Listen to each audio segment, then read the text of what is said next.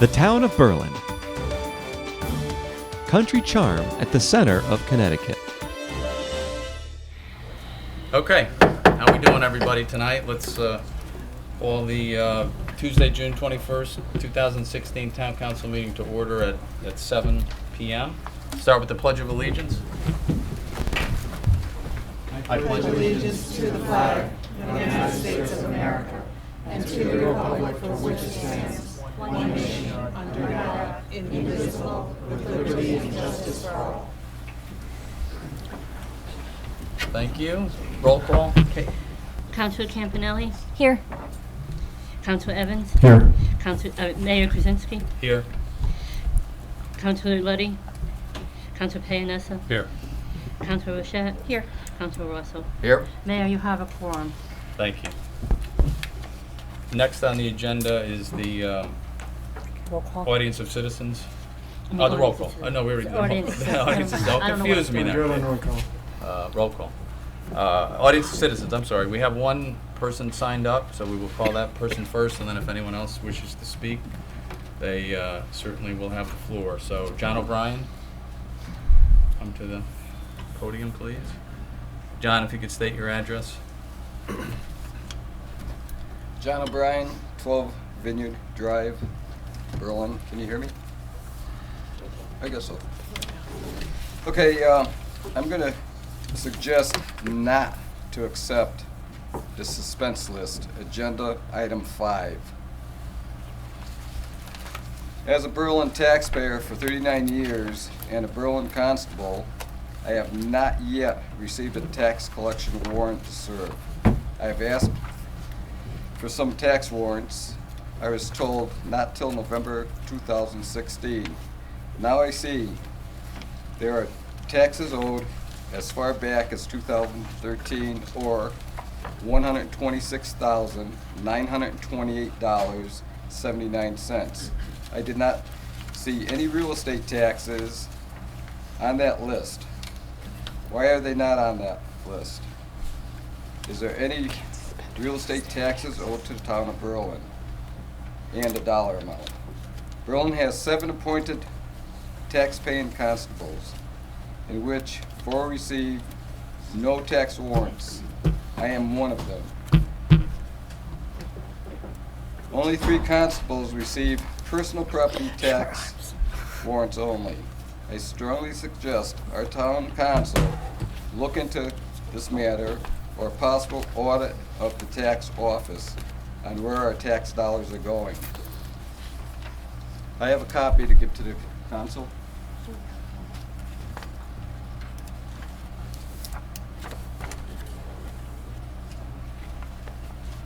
Thank you. Yes. Oh, sure. Here, why don't you just give me that? Pass me that. Sure.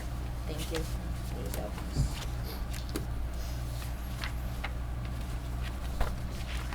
What you're going to be receiving is basically the 7 constables, their names, address, phone numbers. Also, where it says constables on top, it's going to say tax warrants received. The first one, Constable number 1, he received no tax warrants whatsoever. Constable number 2, personal property only. Constable number 3, personal property only. Constable 4, personal property only. Constable number 5, none. Constable number 6, none. Constable number 7, none. On the bottom says 7 constables, all Berlin taxpayers. Taxable real estate. Okay, it listed real estate, motor vehicle, supplemental motor vehicle, personal property. The constables only collect on personal property.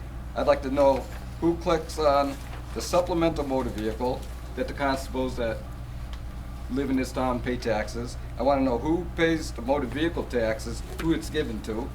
I'd like to know who the real estate taxes are given to. Now, Last year, my understanding, there was $1,736,818 of uncollected real estate taxes that the constables never seen any of that. It goes to the attorneys that don't pay taxes in this town. Okay. Also, on the agenda tonight, the request for the town take action. It also says in there, the tax office can still attempt to collect and will receive payments on some of the accounts. So now if they want to disperse these funds, who are they going to disperse them to? Surely not the constables in this town. It's probably going to go to the attorneys, their friends.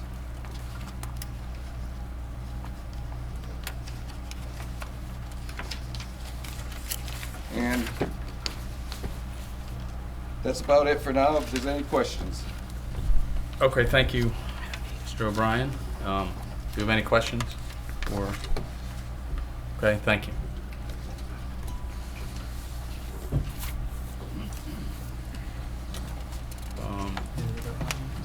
Yeah, we're still in the audience of citizens. Are there other? Yes, sir.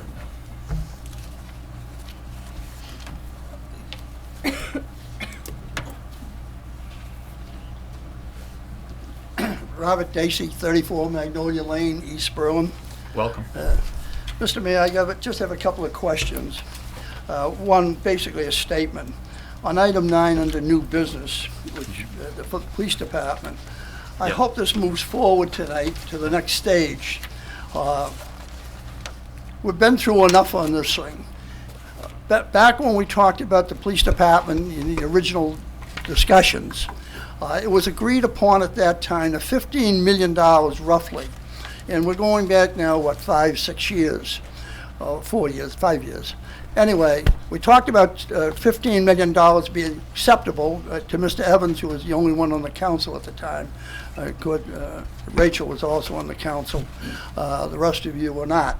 So $15 million in his estimation, and then he so stated later that $15 million was the acceptable number to him, unless he's made a revision since then. But allowing for that, allowing for the inflation factor that takes place between that 5 or 6 years, we move forward at $16 million in the revised blueprint for this thing. Doesn't seem to me to be out of line. The police department need for a new headquarters is overdue. It has been overdue for a number of years. I'm not trying to speak on behalf of the police department. There are enough folks here that are adequate to do that. But it's time to move forward. The other item I'd like to address is the item 7, again, under new business. Item 7, you're asking for $500,000 to be transferred from the general fund to the budget. I'd like to go back over the budget a little bit with you, if I may, Mr. Mayor. The budget was presented to you in the revenue section from the state with one item with $1,213,000, if I recall, MRSA, and it was advised by the finance director to only plan for 75% of that, which would have brought you down to about $910,000 that your budget. It was eventually cut to below $800,000, so it left a gap. Then you went back and put in. You went back to start it out by putting in the whole amount, $1,213,000. You knew outright. Had to know outright, unless you don't read a newspaper or pay attention to any news items, that the governor was cutting the money. So, but you put that money back to guarantee that you'd have a shortfall. So you had a shortfall of $404,000, if I recall the number, that you got from the state. Now you're asking for $500,000 to put back. That's I'm a little confused on this now. First of all, you put the town in jeopardy. You put the employees of the town in jeopardy. And here's what would happen. if you look at what was in your own budget, that you overestimated the revenues, and I have to say, Mayor, intentionally, to meet a goal that you even stated yourself, and that was a promise to the voters that they will lower their taxes. That is a bad promise to make when you can't keep. And you're going to be faced with this in this next year, budget year too. So having done that, where would the $400,000 or 400, now you're saying 500, where would that have come from? Would it have come from the town side? Let's assume $200,000 from town side and $200,000 from the Board of Ed. Where would they find the $200,000? Keep in mind, Mr. Mayor, that you cannot cut the capital items and get it back in the general fund. Capital items have to go into a 500 account that have to be set up in a reserve for 3 years. So it's not there you're going to cap. So if you're saying, well, we could cut the postal account, some of the bigger accounts, not so. So where would it be? It would be in the employees. You would have to either reduce the number of employees or reduce their hours or something. Now this is just pure logic. Now you were saved by the bell. The bell being that you got on the bond issue, on the premium on the bond issue. There's no one that could have predicted we got $1 million. That was an excessive amount of money, but it was an excessive amount of money that was up there. So anyway, the $1 million came back. Now you're asking for $500,000 to replace the $404,000. Now I'm not quarreling with that. You got to balance the budget.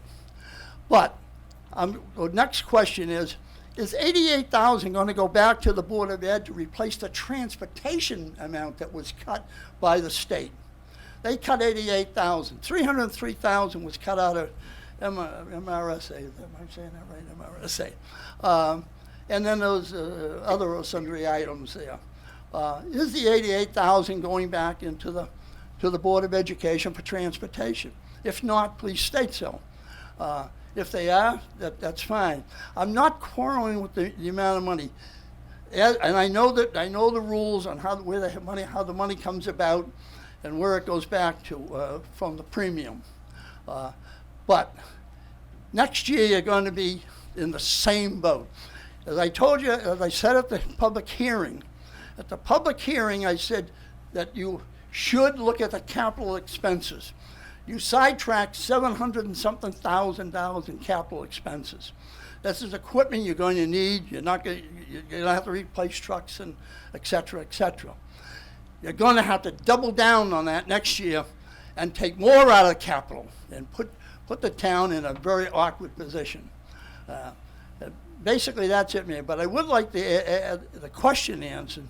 Are you going to give $88,000 back to the Board of Education for transportation? And the second, I'd like to make a comment, Mr. Mayor. How did we get to this, so we got this $1 million premium back? It's because we have a good bond rating. And how did we get to the good bond rating? Got there two ways. We had good government over this past number of years, particularly since Denise McNair took hold, and equally so when Jim McNair, I promoted him to your husband. He's just one of our many Jims. Jim Wren came aboard, and they did a lot to balance out things. Keep in mind, and I'll just give you a little quick history because I don't think many of you paid attention then. We went through a number of finance directors and a number of town managers in a short period of time. But we still managed to get the job done. And including the administration, I'll take credit for the take part of the credit for the administration. It's a combination of the political administration, the elected body, and the workers in the town did one hell of a job. So you're lucky, Mr. Mayor, that you're getting $1 million to play with to play with, and you're putting $500,000 in to replace $403,000. And thank you, Mr. Mayor. Appreciate the time. Thank you for your comments, as always. I do, just one interesting comment came to mind in our precarious budget situation. As you have explained it, I agree with you. It's very precarious going forward. Yet you would want us to spend another $15 million on a new police station. I find that at odds with our situation that we find ourselves in. And if I had a crystal ball to know what the governor and the legislature would have done before we passed our budget, maybe things would have been different, but we don't have that crystal ball, we don't have that benefit, and I find it outrageous that the governor and the legislature of the state, the governor in this instance took an additional, $20 million out, and we still don't know when we're getting that. So we can't run a town on what may happen. We have to run a town on what we have in front of us. That's what any leader will do, and make a decision what they think is the right, and that's what the council did unanimously. We voted our budget in on the facts we had on that at that time. That's all we can do. That's all we can do. That's what we did. Going forward, we'll do the best we can. But I appreciate your comments, and take them to heart. Absolutely. Thank you. Always listen to advice. Yes, sir. John O'Brien, 12 Vineyard Drive. I took offense on good government for the last 12 years from you.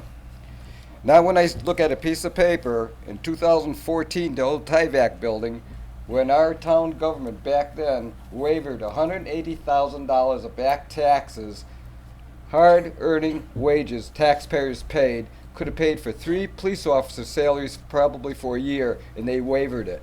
And not when I see basically Mirandy Ford sells a Tasca Ford owed back taxes that were never collected. That's good government? Thank you. All right, thank you, Mr. O'Brien. Other audience of citizens? Yes, sir.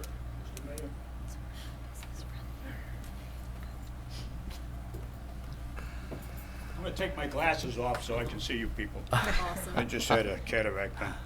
Name is Bob Peters. I live at 388 Percival Avenue in Kensington. And I have to agree with Bob. We got to get that police station built. I agree with you on that issue. The rest of the issues I could take exception to. And you said something about it's not easy being mayor. I can assure you it is not easy being mayor. But I want to talk on a couple of issues. And I'm here to talk on the police too, if you want to hear that. I don't want you to judge me by the company I keep, but I'm sitting next to John O'Brien. But he may have some points. I mean, if he gets to you long enough and talks to you for enough of days, you start thinking this guy may have some points. So I would hope that the whole council and the mayor and the town manager would listen to him. And this man is a town taxpayer. And if we're going to farm out our taxes overdue to out-of-town attorneys, I think that's wrong. And I'll stand behind it. We should have some kind of system going on as to why these constables are not getting the taxes of all taxes overdue, and give them 3 or 6 months, whatever that has to be. Then if they can't do it, it goes to other attorneys. But to go to out-of-town attorneys to begin with, I think is totally wrong. Totally wrong. Number 2, I think the geese in this town are totally wrong too. And, we laugh, but they're destroying the Veterans Park and they're destroying the golf courses. They had a concert just a week or so ago, the bank sponsored. The families left. They couldn't put the kids anywhere. I mean, there's got to be a solution. I don't know if they're endangered species, but when you got 50,000 and a population of 20,000 people, I think we're endangered species, to be honest with you. So I hope the council will take that serious and look into that and find out how do we get them back to Canada. If we have to pay them money, we'll pay. Get them back there. Maybe a bus ticket? Bus ticket Back yeah. to Canada? Fast track. Yeah, there we go. And while we're doing that, maybe you can get them to clean up Christian Lane. This is a great town. It really is. But we got some streets. And I know we have 13 or 14 towns that bring their trash. But they're supposed to go to the trash plant, not dump it all along Christian Lane. That's atrocious, really and truly. So, any way I can help, and I don't mean I'm going out with a stick and picking up the things, but if I can hoping coordinate that's what something, you would do, if but- I can coordinate something, I'd be happy to. And I'm not going to talk on the police station because we got time for that yet. But keep that in mind. Reduce the taxes, and I want to just bring out one, Bob. I don't think he ever said he's going to reduce the taxes. I read everything he when he ran for office, he said he's going to try to hold the taxes. Now he didn't correct that, but I think I'm correct. Maybe I'm wrong, but there'll be the second time in history. Thank you.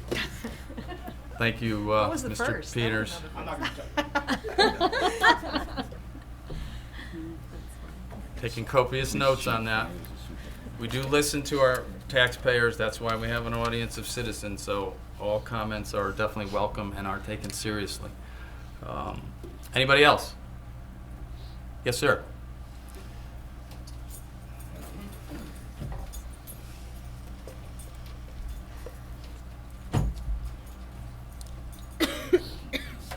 Len Zelensky, 24 Winesap Road. I'm going to speak as chairman of the Park and Rec Commission. Picking up on what Bob talked about, the problem with the geese, right? We've eliminated the problem with the geese pretty much at the golf course because the men's club chipped in or kicked in and bought their own radio-controlled, horrendous-looking thing called a goosenator. And they can control it. It follows the geese on land and in the water. And it's run by volunteers of the men's club. It's probably something we ought to look at here. I don't know if we'd be able to use volunteers. But I've gone back to the Conservation Commission and asked them to do something about the Canada geese. Well, we can't. They're an endangered species. Well, guys, step up. Go back to the DEP and start working with the feds to get that status changed. There are places in the States, one in particular, Rikers Island, for safety reasons. They do a goose kill every year because it's in the flight path of LaGuardia. And there's no reason that if that Canada goose is that prolific and that common, that it can't be taken off that endangered species list. And the problems with the feds, and everybody is just ducking the issue, if you will. Step up. Thank you. No pun intended.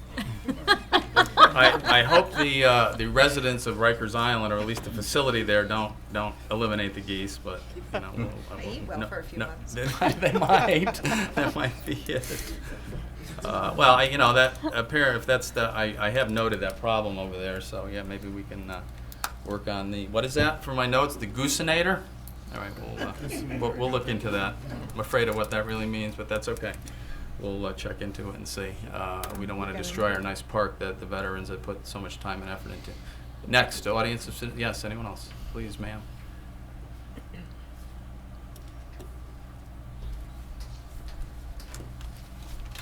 Good evening, I'm Karen Pagliaro, 221 Still Meadow Lane, and I am on the Conservation Commission. So, one other suggestion for the geese at Veterans Park. You can, as a town, get swans. They have companies who will basically rent you a swan. You could put a pair of swans in that pond there, geese population gone. Easy, and no geese are killed. Awesome. Oh. I like it. Can I just speak? Yeah. Several years ago, we tried the border collies for a period of time, and they worked as long as the dogs were there. Right. So we've been investigating other avenues, and the goosenator seems to have worked at Timberland, so we will be looking, but there is a cost, and there is somebody has to run it, apparently. So Right, we're and there trying is to a figure cost out. with the swans as well. You rent them for So the- we will look at everything, but we the did try the season. border collies were successful, but when the border collies left, the geese came come back. back. Right. So from what I gather, you put them in the spring, and then they're removed. Those swans are removed in the fall. We'll look into the Keep 'em swans busy. as well. Yeah. That's a great suggestion. We'll have to look and see what we can do. Because we don't want it ruining our beautiful park over there. It's too nice. There were a lot of people at the concert, and not everyone left. Yeah, that is a good idea. Yeah. Okay. Any other people for our audience of citizens? Yes, sir. I'm going to elaborate a little bit on John O'Brien's comments. I'm also a constable newly appointed a constable here in town, and just want to note for the record, Your name? Anthony DeFranco, I'm sorry. And the address? 225 Ox Yoke Drive. Thank you. Newly appointed constable, I just want to make for the record that I have not received any tax warrants. I think that it does do our town a bit of disservice that we're not being given the opportunity to collect on this and to give back, you know, to the town. So I think that it should be noted. Okay, thank you. Thank you very much. Anyone else?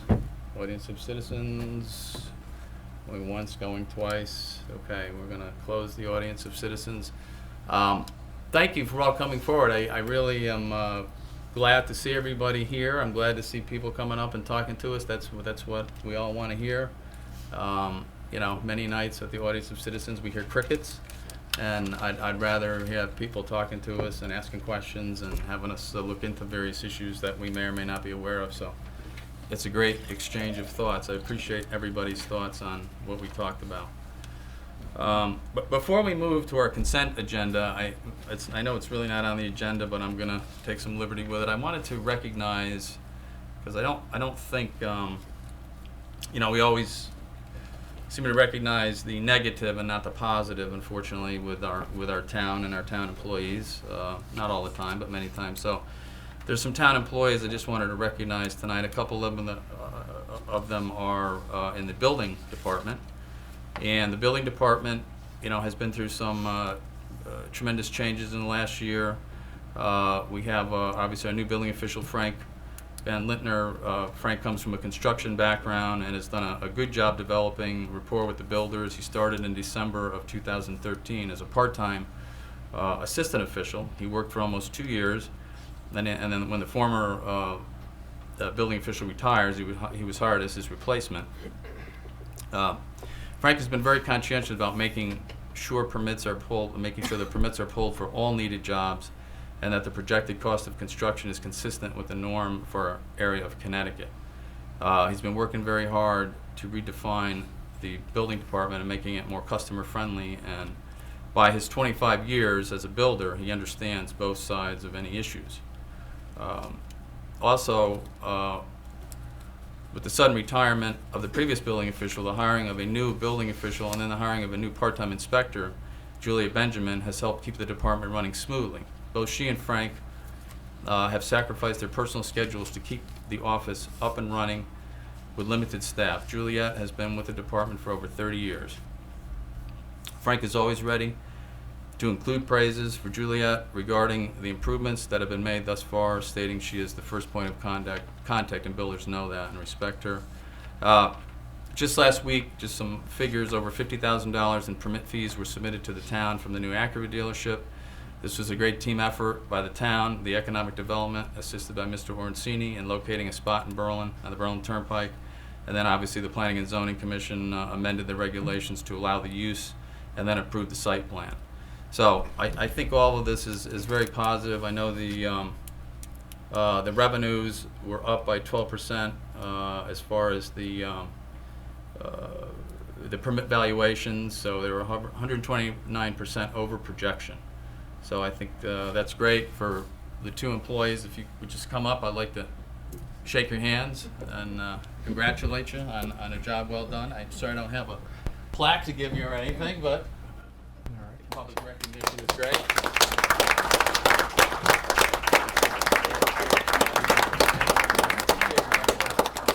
Thanks a lot.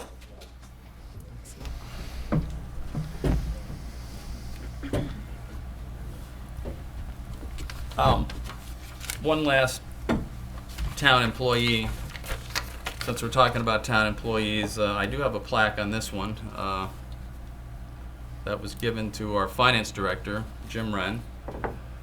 And this is an award, and I'll just read a little bit about it. The actuarial firm of Hooker and Holcomb and the government finance officers of Connecticut co-sponsor the Albert Young Award, which is awarded to a municipal finance director who has made an outstanding contribution to municipal finance. The board of directors of the government finance officers of Connecticut votes each year who the recipient will be. The award consists of an engraved trophy, which passes on from recipient to recipient each year, and an engraved plaque, which the winner gets to keep. In most years, this award is presented to a retiring finance director. However, this year, Jim Wren was voted, after 10 years of service, to get this award by the board of directors. So I think that's quite a statement on our finance director. We know, I certainly learned in my first budget cycle, how much of a resource he was, and we all did on the council and the town, so we appreciate your service, and congratulations on this award, Jim.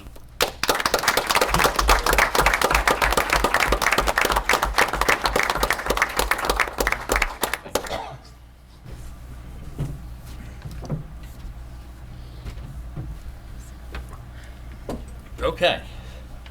Done with the audience of citizens. We'll move on to our our consent agenda. We won't read every item. I guess I do have one question though, based upon some of the comments tonight. I don't know about the suspense list. Is that something that would based upon the comments Mayor, maybe we could just pull consent 5 Pull for out? discussion and. Okay, we can do that. Is there, and I don't Discuss. think there's Make a any. motion to do Yeah. that. Yep. So let's do. I'd like to move to remove consent agenda item number 5 from the consent agenda to be discussed in the regular business. Okay. We have a Second. second on that. All those in favor? Aye. Any opposed? Motion carries. All right, we'll continue with our consent agenda. Mr. Mayor, Yes. would it be okay to put number 3 on new business over to consent? I don't think anyone would object. Move to place consent agenda item number 3 for New business regular. item. No, New business item 3. Oh, okay. On the On consent consent. agenda. Oh, yes, I see. Let's take a look here. That's the,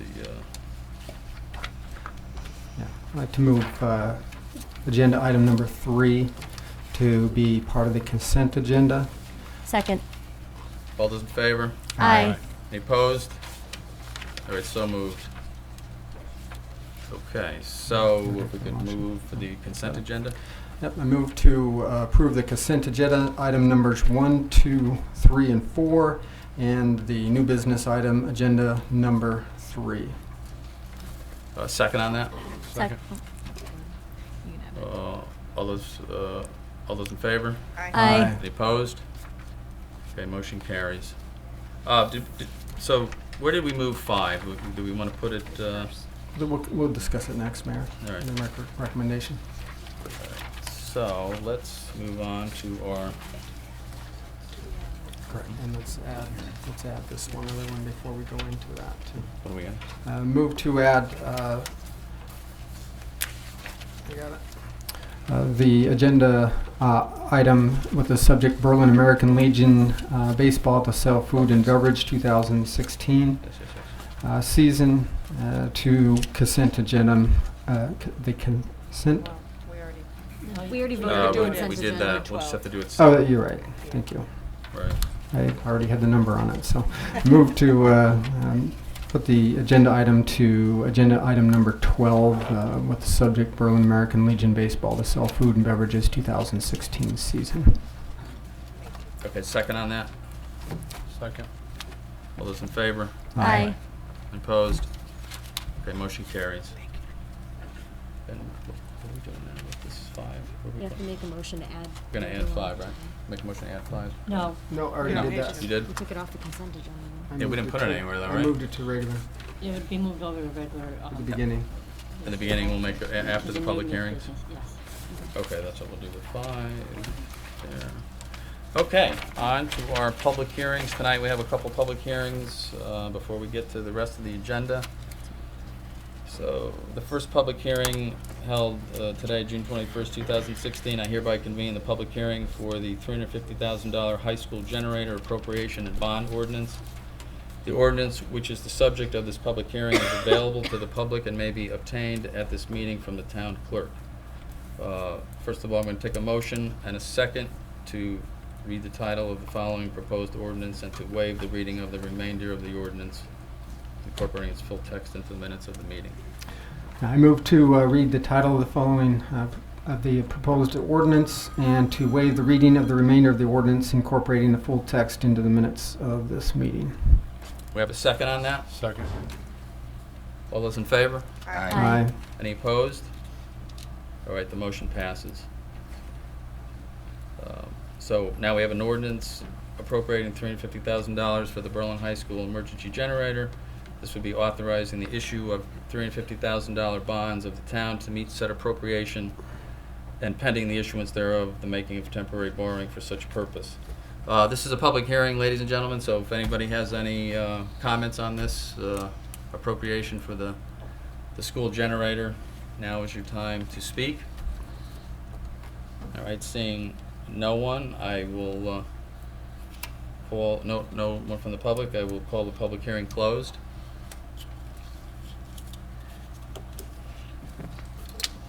And now we have a second public hearing. Now this one, Denise, is a little bit different, right? I mean, we're going to open it, but what? You can do it the same way. Same really. way? Yeah. Okay. So the second public hearing, we're going to convene the public hearing to discuss the 2016 Connecticut Neighborhood Assistance Act, the tax credit program, and to solicit any input into this. So, take a motion on this. They don't need a motion, just open the public hearing. You only need to open it up. Yeah. All right, so we If have there's any comments. thereby opened the public hearing. Yeah. Now, I don't know if you want Denise to explain what, Yes, if you can explain about. that would be great. the public hearing. Each year, the town solicits requests from companies or individuals within the town that wish to make improvements for things to their infrastructure. And there is a program through the state that will allow for tax credits for donations that businesses may give for the purposes of those improvements. For the past 5 or 6 years, St. Paul's School has taken advantage of the program, and they have used the donations that they have received, which are tax deductible by the businesses that make them, for improvements to their windows and to their lighting and things that are done for the energy efficiency of the school, the gymnasium, and other areas. So this is, they wish to do another year of application to the Neighborhood Assistance Tax Credit Program through the state. The application has to be filed by July 1st. I am the liaison for the town with anyone else. They have been the only ones in the last few years that have taken advantage of this program, but they have been successful in obtaining hundreds of thousands of dollars from different businesses that also reap the benefit of a tax donation. I mean, a tax exemption for their donations. Okay, great. Any public? This is a public hearing, so again, if there's any public comments on this particular program, now would be your time to speak. Hearing none, we will close the public hearing at this time. And that's the end of our public hearings. We will now move on to new business, and I guess our first item will be number 5 from the consent agenda. Do we want to have some discussion on this? Yeah. I can read it off. Yeah. By state statute, in Connecticut, tax collectors must annually deliver a list of those taxes that they deem uncollectible. This is basically a bookkeeping exercise. It moves it from one column to another. This is called the suspense list. They're uncollectible for several reasons. Either the people have died, moved out of town, or just continue to ignore the demands from the tax office. They are still able to be collected technically, but they just are unlikely to be collected. So it's just something like a business would do with bad debt. They would sort of write it off. But each year in our budget, there is a line item for collections of taxes on the suspense list that we budget for as revenue each year. So there is a list of each year, the next year's worth of taxes that the tax collector or the revenue collector deems to be eligible for the suspense list. Good evening, Council. I'm Dave Klazuski, Revenue Collector for the Town of Berlin. As Anise stated, the suspense list, it's the 2013 grand list. So, and it does not include real estate. estate is obviously a fixed asset. It's something, a house is not just gonna jump up and run away on us. We can lien it. This includes only the personal property and the motor vehicle. So, and these are taxes that are 2 or 3 years old. So as Denise mentioned, these are individuals that may have passed away. They have moved out of state. They may have gone to prison. So these are taxes that we don't anticipate collecting on. So it's taxes that either myself as tax collector would not anticipate collecting on, anyone in our office, or even a constable, because these are people that have skipped town. The taxes, the assumption is they're past 2 years, and car registrations are good for 2 years. So if they do not come through within the 2-year window, the assumption is, we've lost them. So this is why we pass them on to a collection agency that has the ability to do skip tracing, to find them out of state, and to do further collections, or to take them to court if necessary. Okay, thank you. Questions from the council? Yeah, I just have a question. At what point would the constables be considered? The agenda item says constable is unable to collect, and it seemed to read that at what point, at some point, they may have been given that opportunity to collect. And I suspect in your systems or your tracking, there's some sort of steps you go through. The constables have never been. So had been given this opportunity, and this is where we're at with it. I don't know at what point the constables would be given that chance. Before my time, and during my time, the constables have never been considered for car tax collection, because the numbers. I bill out 23,000 tax bills. Of the 23,000, almost 20,000 or more are paid within July or August. So there's no need for me to send constables door to door, send them out trying to collect 1 or 2% of the taxes. The 1 or 2% that do not pay, it's because they had a medical emergency, they had a divorce, they had a spouse pass away. They had something happen where they put this on the back burner and they don't pay it until they need to register their car. And it's a very small percentage, and there's no need to chase them. The numbers do not support the need to have constables going after them. Does it, just out of curiosity, just cost any money to send the constable out there, or if he's gonna knock on some doors and look around town for these people? Or do we already know they're going, or how do we know they're going? Just out of curiosity. It costs the taxpayer money. For the constable? It doesn't, it costs the taxpayer an extra 15% when it's not necessary.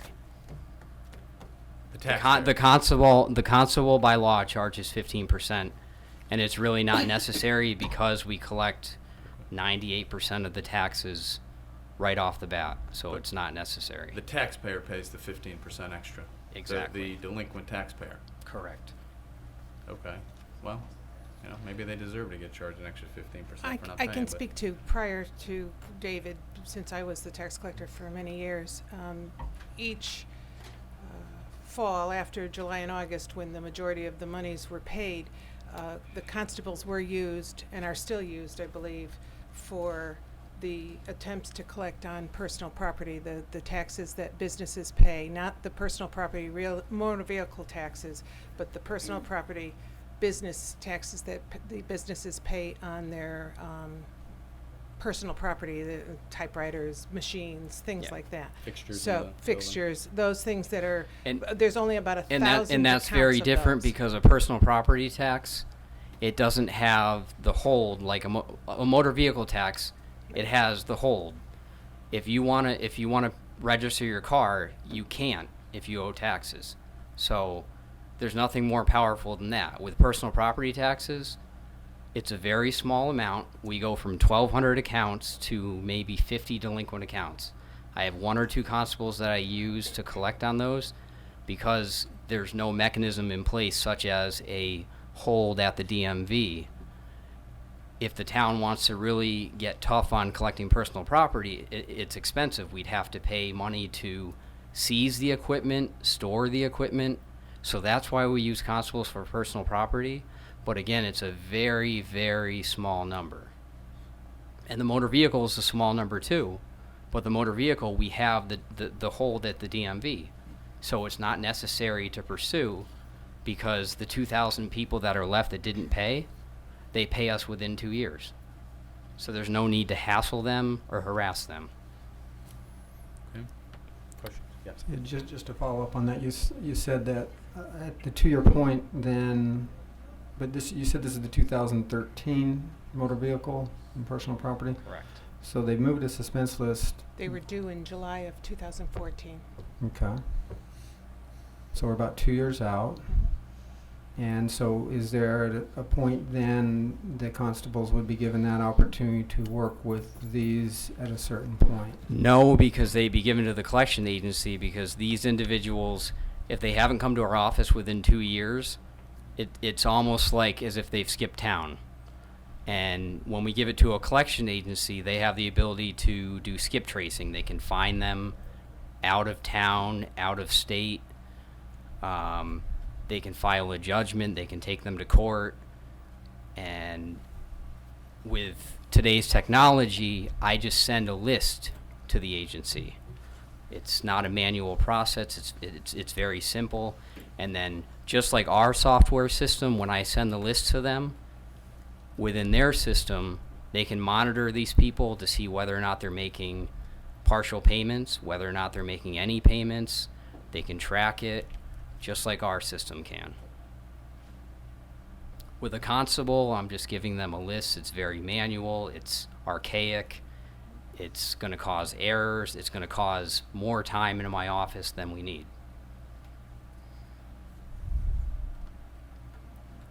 Does the skip tracing cost? What does that cost? Is it still the 15% gets tacked on to the? It costs 15% to the taxpayer. Taxpayer, just like it would with the constable. And if there's a problem with us using a collection agency that's out of state, then $50 a month, we could do the skip tracing ourselves in the office, which would cost the taxpayer 0, not 15%. And we'd be able to find the taxpayers quicker. And I would have, my staffing would be able to handle that workload. Sounds interesting. And again, it's because we're talking about 2%. We're talking about a very small percentage. Right. If we had, if Jim Wren came to me and said, hey, we've only collected 75% of the collection rate, then I would send 7 constables every which way out the entire, throughout the entire town, saying, we need to collect money now. We're struggling. We need money for the budget. But that's not the case. We collect almost 98% in the month of July. Okay, yeah, Dave. The agenda item, just in general, maybe you need to look at that, because I think you prepared this, and it does say the taxes may be uncollected for several reasons, and one of the reasons you give is constable is unable to collect. Well, they would have been given the personal property taxes that are on the list. Okay. The constables, the So- prior constables would have already tried to collect. This item's been prepared the same way as it has been in years past. I understand that, but I'm asking questions to understand, and I appreciate you taking a little time to explain it to me and to all the citizens here. So, do you have information that would indicate to a council member and the public of which ones were given to a constable? Would you have that information? I mean, not expecting it right now, but... Yeah, I would have a list of the personal property accounts that were given to the constables, yes. Okay, I would appreciate that for future time.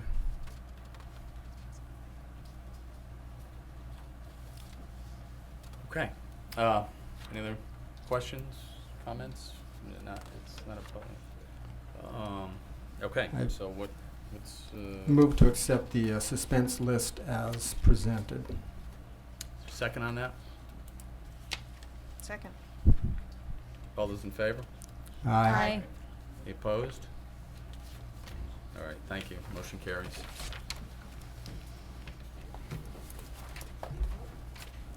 Okay. Which brings us to new business number 1. And this is going to be a presentation by the Charter Revision Commission. We'll hear their presentation and set a public hearing. My name is Paul Argazzi. I'm the chairman of the Charter Revision Commission. I know most of you were at our public hearing a couple of weeks ago, so this presentation will be somewhat repetitive. However, this is on your agenda for the first time. We do have a PowerPoint presentation, not only for your benefit, but for the benefit of the public who is here who may have missed the presentation 2 weeks ago. While George and Kate are setting up, just to review, the Charter Commission has met twice a week for the last 2 months. We did meet our June 14th deadline set by the council for submitting a draft report to the town clerk on behalf of the town council. This would not have been possible without the outstanding nature of the 7 people that served on this committee.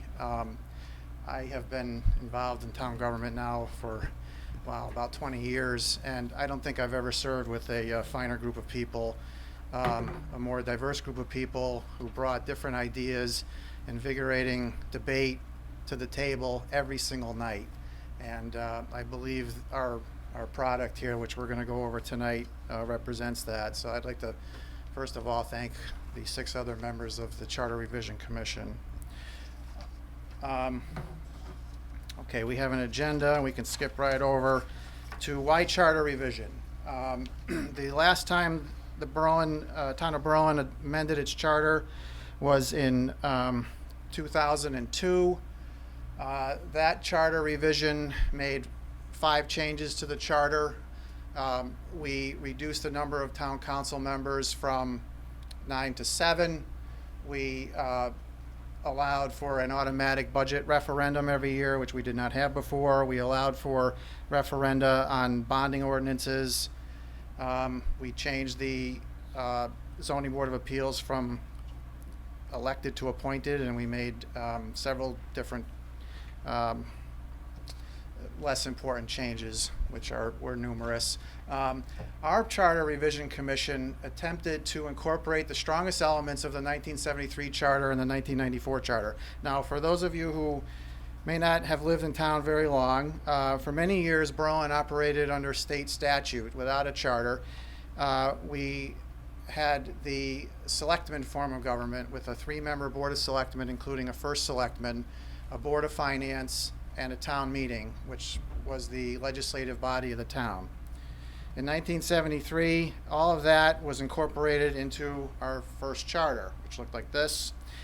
We operated under that form of government until 1994, when we adopted the town council manager form of government, which centralized most elections into the town council. The town council became the legislative body of the town rather than the town meeting, hiring a full-time town manager and making various other changes.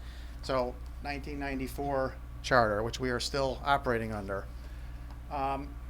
We sought to provide structural enhancements to provide checks and balances and separation of powers. I'll explain more in detail on that in a minute. The primary separation of power, checks and balances, will be the creation of a Board of Finance. The Board of Finance will focus on financial oversight, budgeting, all finances of the town, whereas the town council will focus more on policy and long-term vision for the town. We sought to create greater communication. We sought to improve transparency and accountability. We sought to help the town council be more visionary and also increase the voice of the electorate by an additional referendum vote, additional vote on the budget, automatic referendum vote on larger projects, and the direct election of a mayor, who would still be part of the town council. Okay. Under the previous form of government, we had a Board of Finance, which was 6 members. It could not be dominated by either party. So it was no more than 3 Republicans, 3 Democrats. The members served for a 4-year term. We are proposing returning the Board of Finance, very similar to the previous Board of Finance. The one difference would be that 3 members would be elected every 2 years. Previously, 4 members were elected 1 year, and then two years at the biennial election, 2 members were elected. The Board of Finance, as I mentioned, would develop, revise the town budget with input from the council, the town manager, and the Board of Education, similar to the way the town council does now. The Board of Finance would year-round provide financial analysis and approval for financial ordinances, building improvement appropriations. So as we'll get to in a minute, on large building projects, the Board of Finance would provide analysis as to what the town could afford, our financial condition, what the implications would be of interest and bonding long term. The Board of Finance would provide financial approval of all budget transfers, similar to the way the council does now, would monitor and provide oversight for town financial activities, and select an independent public accountant responsible for the town audit. Okay, the town council. A few changes with the town council. It would remain a 7-member board. The main change would be that the mayor would be directly elected. Many towns that have a council manager form of government do have a directly elected mayor who is not the chief executive officer of the town. The manager would remain the chief executive officer of the town. However, the electorate would be able to elect their mayor, which is quite different from what happens now, where the mayor is appointed essentially amongst the town councilmen. In order to ensure that the mayor is a member of the majority party, the council proper would be 6 members, would be no more than 3 members of either party for 2-year terms, and voters could vote for any 6. So there would be a choice. The political parties could nominate up to 6. They could only have elected 3. So the big race would be the mayoral race. Whoever won the race for mayor would control the town council. This is very similar to the way the old executive board operated when you had a 3-member council essentially. You had a mayor and 2 deputy mayors. Prior to that, they were called the first selectmen and selectmen. But the individual selectmen nominated by each party were automatically elected, and the race for first selectman or mayor determined the majority on the executive board. One note on that is, similar to the previous form of government, the losing candidate for mayor or candidates would have their votes counted for membership on the town council. So if an individual with a lot of experience gained a sufficient amount of votes but was not successful in running and being elected for mayor, he or she could be elected to the town council. We've given the mayor a few more duties. The mayor would be a full voting member of the Economic Development Commission. We had originally proposed him or her being the chairman of the Economic Development Commission. We've settled on a voting member. We do want to give the Economic Development Commission and economic development in general in town as much attention as we can. We felt that having the mayor on that board would be a way to do that. The mayor would also be an ex officio member of all other boards and commissions without voting rights. Again, communication between what is happening on the other boards and the town council. Mayor would continue to give reports to the council as well as the Board of Finance, meeting with the town manager, department heads when necessary, and also seeking volunteers to serve on boards and commissions. And we would still have a deputy mayor elected by the remaining 6 members of the council. Okay, Board of Education. Our proposal is to remain with a 9-member Board of Education with no more than 5 members by one party. The commission myself included, we felt very strongly that no board or commission in town should have more than a simple majority of either party. We feel this will lead to more cooperation, more bipartisanship, and a better result for the electors and taxpayers of the town. The proposal for the Board of Education is for 4-year terms with 5 members elected at one biennial election and 4 members elected at the next biennial election. This would allow for the people, the electors, to vote a new majority on the board every 2 years if the majority of the electorate felt it appropriate. It would allow the Board of Education members to have one additional year than they have now. It would allow the Board of Education candidates to be nominated either by party, or they could still petition onto the ballot by obtaining signatures of 1% of votes cast at the last municipal election. That is under state law. The current charter requires 1% of votes of the registered voters, which is 13,000 or so, so about 130. The number of votes cast at the last municipal election is approximately 5,000 or so. 1% would only require 50 signatures to get on the ballot. And one more note, the voters for the Board of Education would be allowed to vote for the maximum number elected at the particular election.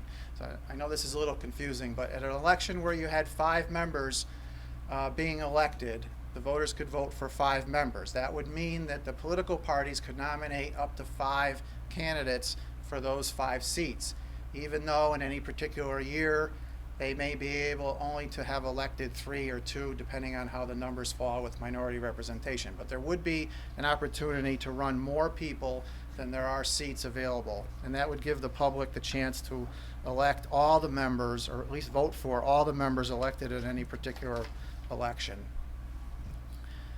Town manager. The biggest change we're proposing with the town manager section is that the manager may now reside out of town with council approval. This was proposed on previous charter commissions and never was either approved or was put forward to a vote. As long as the town council did approve it, the manager may reside out of town. We added a minimum qualifications section, which is similar to the language that the town uses when we advertise for new town managers.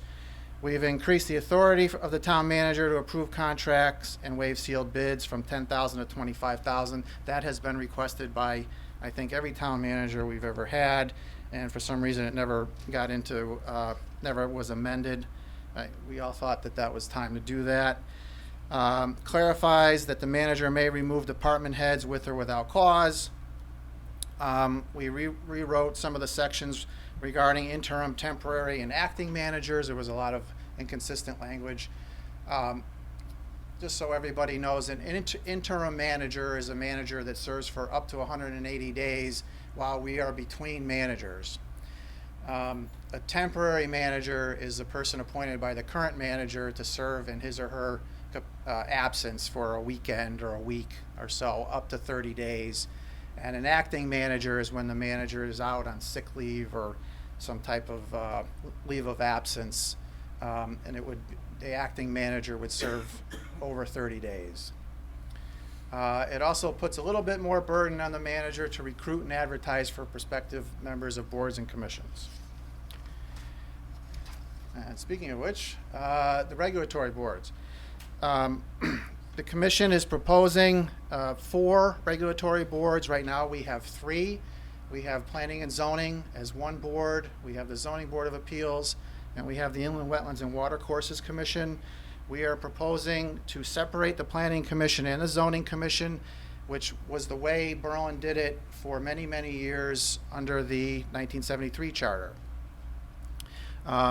These commissions would be 5 members each, as they previously were, 5-year terms. To make it consistent, the Inland Wetlands Commission's terms would be increased from 3 to 5 years.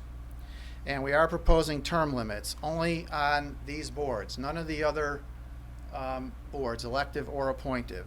So members could serve a total of 15 years, either 2 terms as a full member and 1 term as an alternate member, or 2 terms as an alternate, 1 term as a full member. So it's 15 total years, 10 total years as a full member. We're also proposing term limits for officers, mainly chairman and vice chairman. You can serve for 3 straight years, each term being 1 year for an officer.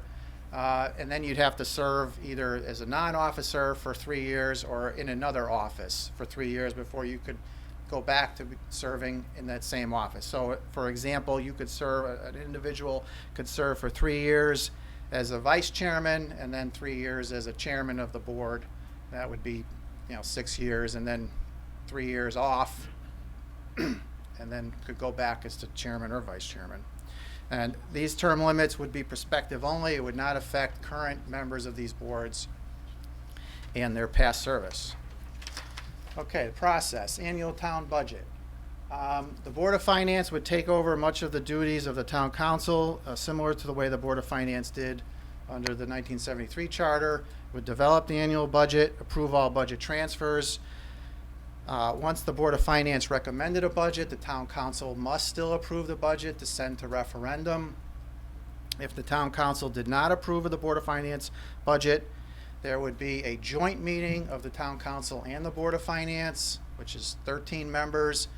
The joint board could revise the budget with a 2/3 majority vote, which would require, the way the charter is written, it would require 9 of the 13 votes needed, which is 2/3.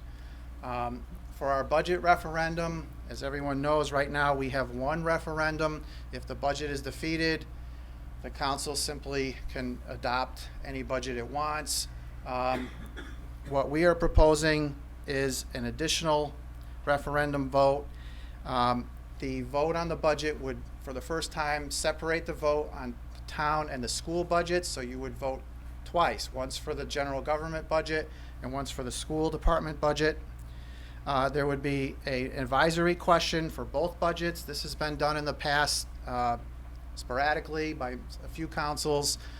So if you voted no, it would ask you, if you voted no on the general government budget, did you vote because it was too high or too low? That would give the council some direction.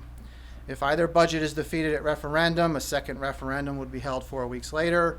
And if either budget is defeated at the second referendum, the Board of Finance would recommend a final budget to be approved by the council, or if the council did not approve it, then again by the joint board. So that process would be repeated 3 times if necessary.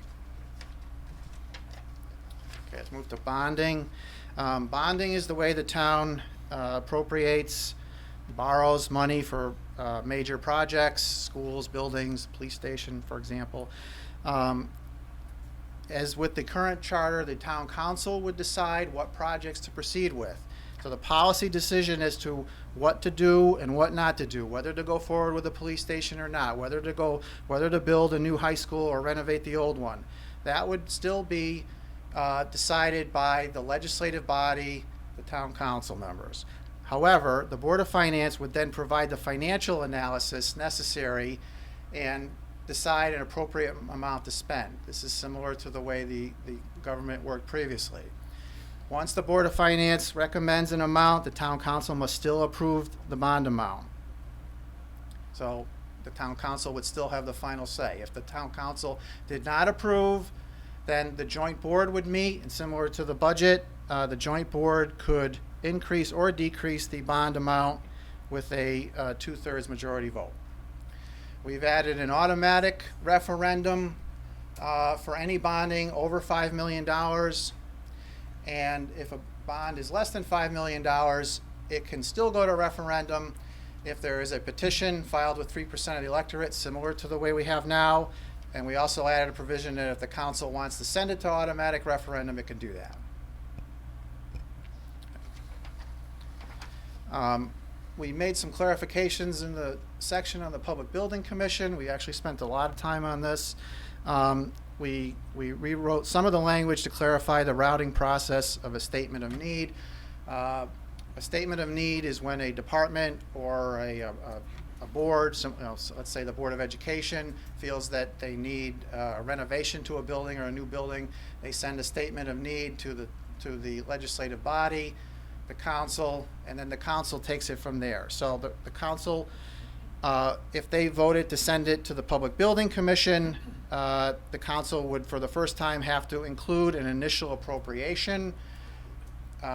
Currently, the way this works is the council will send it to the Public Building Commission with no money. The Public Building Commission will decide how much initially they need to obtain preliminary estimates. It goes back to the town council. There's another vote. Sometimes it goes back and forth a few times, and 2 months can be lost. So we would require the council to send an appropriation directly to the Public Building Commission. So if the council is going to approve the statement of need, they have to back it up with at least a preliminary appropriation to hire architects and other experts to come up with preliminary estimates. Lastly, the council would be required to send any statement of need to the Public Building Commission when the cost is estimated to be over $1 million. It would still be at the council's discretion if $1 million or less. So smaller projects would still be able to be handled by town staff and town departments. Not much change to the Code of Ethics. We rewrote some of the complaint process, added a few more constitutional guarantees in that section to prevent any political abuse of that process. And lastly, there's a few miscellaneous changes. Sometimes these changes take up, believe it or not, more time than the more substantive ones. We had a recommendation from the finance director regarding appropriations required at the town meeting. Currently, town meeting approval is required for off-budget expenditures of $25,000 or more, or for cumulative appropriations during any fiscal year of $250,000. We're leaving that the same. We are adding a new provision, though, that if there are any revenue appropriations and transfers of $50,000 or more, they would have to also be approved at a town meeting. Currently, it's not really clear if a revenue appropriation is included within the definition of expenditure appropriation, and also the threshold is higher, mainly because, as we all know, as councilmen, you're getting money from the state. These votes really aren't that controversial. Sometimes you're passing on additional revenue received from the state to the Board of Education, for instance, and those are usually not controversial. We rewrote the section on pensions, which is very outdated language from prior to the 1973 charter, actually, with retirement plans, with a great amount of help from the finance director on that. Since our public hearing a couple weeks ago, we've made the next 3 changes at the request of the chairman of the Commission on Aging. They felt that their commission could act better and avoid meetings where they did not have a quorum if their membership were increased by 2 members up to 7 members. We did respond to many residents who requested the establishment of an agricultural council. Now, an agricultural council, according to state law, must be created by the legislative body of the town. It cannot be created by charter. The charter proposal that we have does not create an agricultural council, but it does direct the town council to establish by ordinance an agricultural council at some point. And that would be up to the council to draft that ordinance, make the membership what they felt was appropriate, give them powers and duties that they felt was appropriate, or perhaps join a regional agricultural council that the town council felt was appropriate. The other change we made is at the request of several golfers and the Timberland Men's Club. We are directing the town council to establish by ordinance a Timberland Golf Commission. Speaking from experience, this has been a request that has been made of the town for many, many years, probably more than 25 years. It is felt that although the Park and Recreation Commission is charged with the oversight of all town parks, of which Timberland is a park, it was felt that since Timberland is such a great asset of the town. It is a money-making endeavor, that there should be a separate commission to just concentrate on the overall direction and long-term vision of the course. This would give golfers a chance, a body to advocate for the course. All the details of this would be established by ordinance and the town council. Again, the number of members, who was on that board, what type of duties they would have, who their staff liaison would have, etc. All right, just finishing up here, we would propose the eliminating the requirement of the annual town report, which we have been told by staff nobody ever reads, although it is very interesting. I actually read it the first year I was on the board, and I don't think I read it after that, but not many people read that, and it was proposed to eliminate that and save a little bit of money. It would be optional. We spent a lot of time on membership and the appointment process of all of our appointed boards and commissions. As I mentioned at the previous public hearing, I believe there are 16 appointed boards and commissions in Section 8 of the Charter, and the only way I can describe the way they are written is if you gave 16 people a job to write the section, and go into a room and write it yourself and come back, and you'd have 16 completely different versions of the appointment process for these boards. So we tried to streamline that, make uniform language. It took a lot of time, but it was worth it.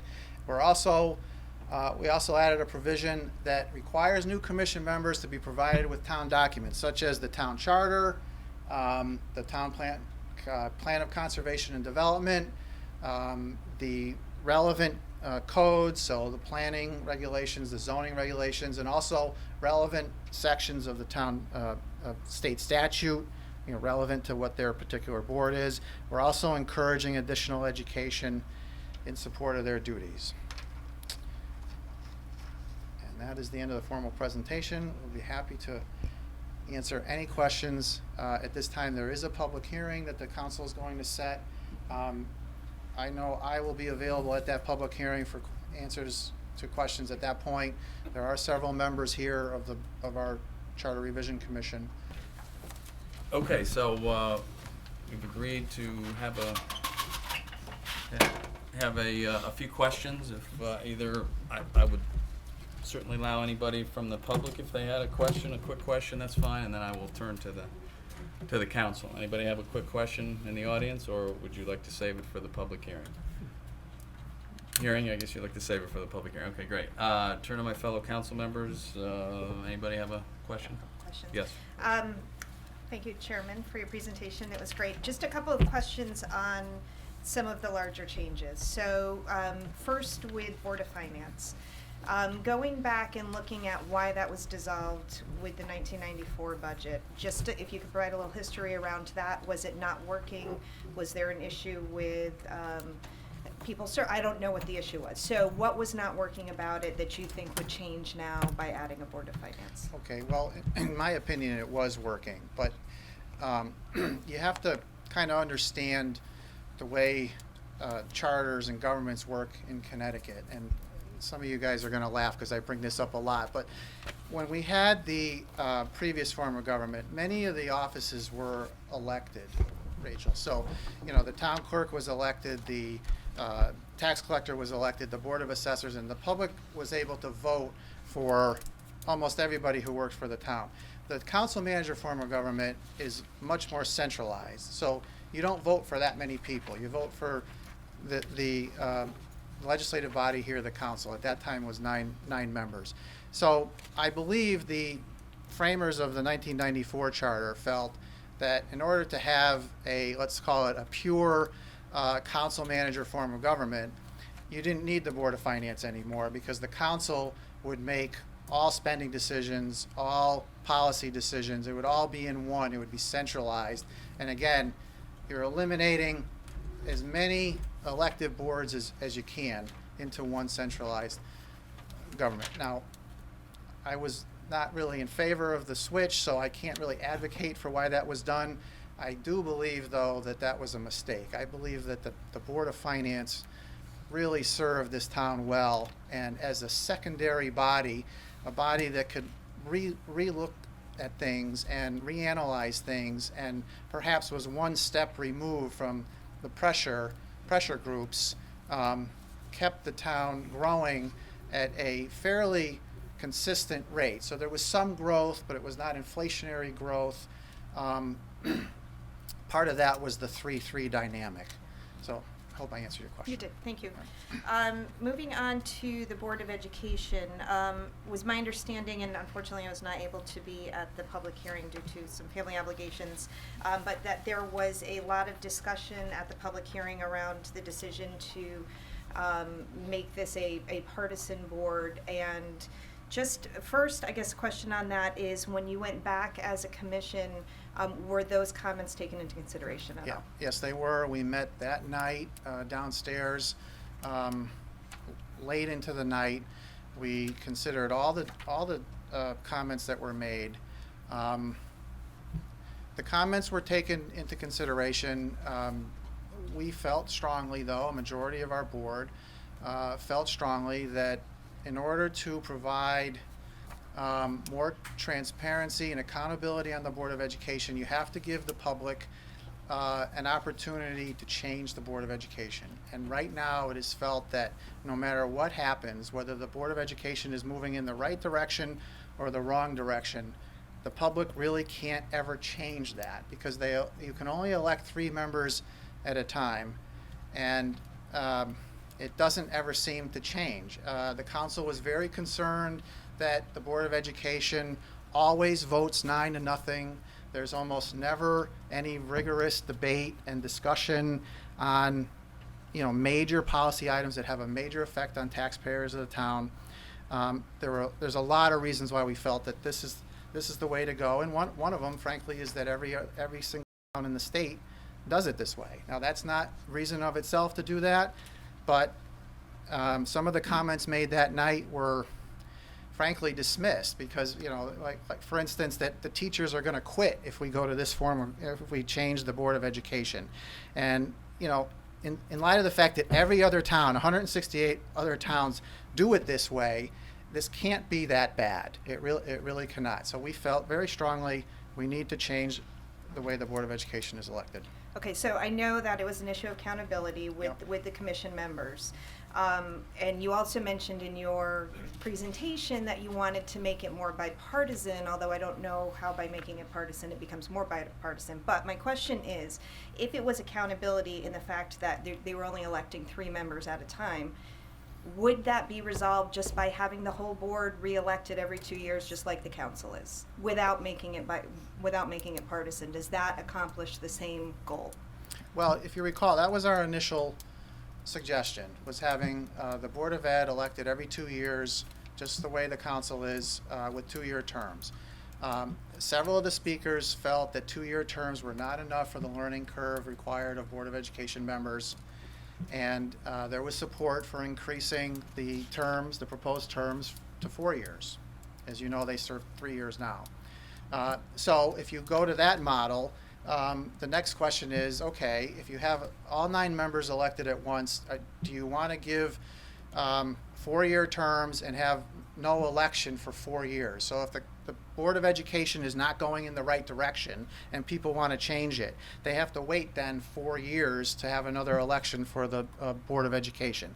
So we put our heads together, and we felt that the middle road was to stick with the 4-year terms, but have essentially half of the Board of Education elected every 2 years. You can't have half because it's an odd number. So we felt 5 and 4 was a good model. Okay, so my next question with the Board of Education, I apologize, I do have a lot of questions, is around the folks that can petition on. So one of the comments that was made in your presentation, and this actually goes for all the boards, regulatory boards, council, that nobody can have more than a simple majority.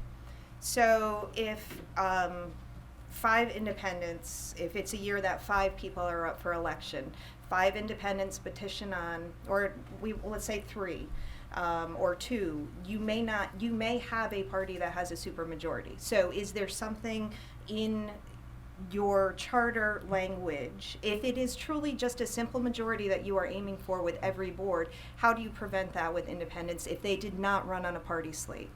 Okay, because the independents would be considered unaffiliated voters, so they would not cause either party to have more than a simple majority. Even if they were a registered Democrat or Republican, if they ran as a petitioning candidate, Kate, correct me if I'm wrong, they would be considered an unaffiliated, and that would not tip the balance in contradiction to the minority representation rule. But that takes one slot, then you've only got 8 left. So if you have 3 ayes, 2 Ds, and 5 Rs, then they You'd do have a supermajority, No, you'd have right? 10, that's 10 members. You Oh, couldn't, yeah, you you're right, can't, you're you right, can't you're have right, more you're than right. Okay. 5 of one Yeah, party. you're right, you're right. You don't have to have 5. Yeah. You can have, Okay. like you say, you can have 4, 3, and 2. Yeah, okay, okay. So That's 9. Here's my next. Yeah. Yeah, go sorry, ahead, go ahead. I have a question now. Actually, I have a few questions. First question was, when you were speaking before, you had indicated that you wanted to make sure that, Talking to your if we, sorry, if we as voters don't like how the Board of Ed is going, we want to change it. We want to be able to do that as soon as possible. Was there any thought given to, as you said initially, the 2-year terms, but not making the board partisan? Oh, yeah. No, we discussed all of this.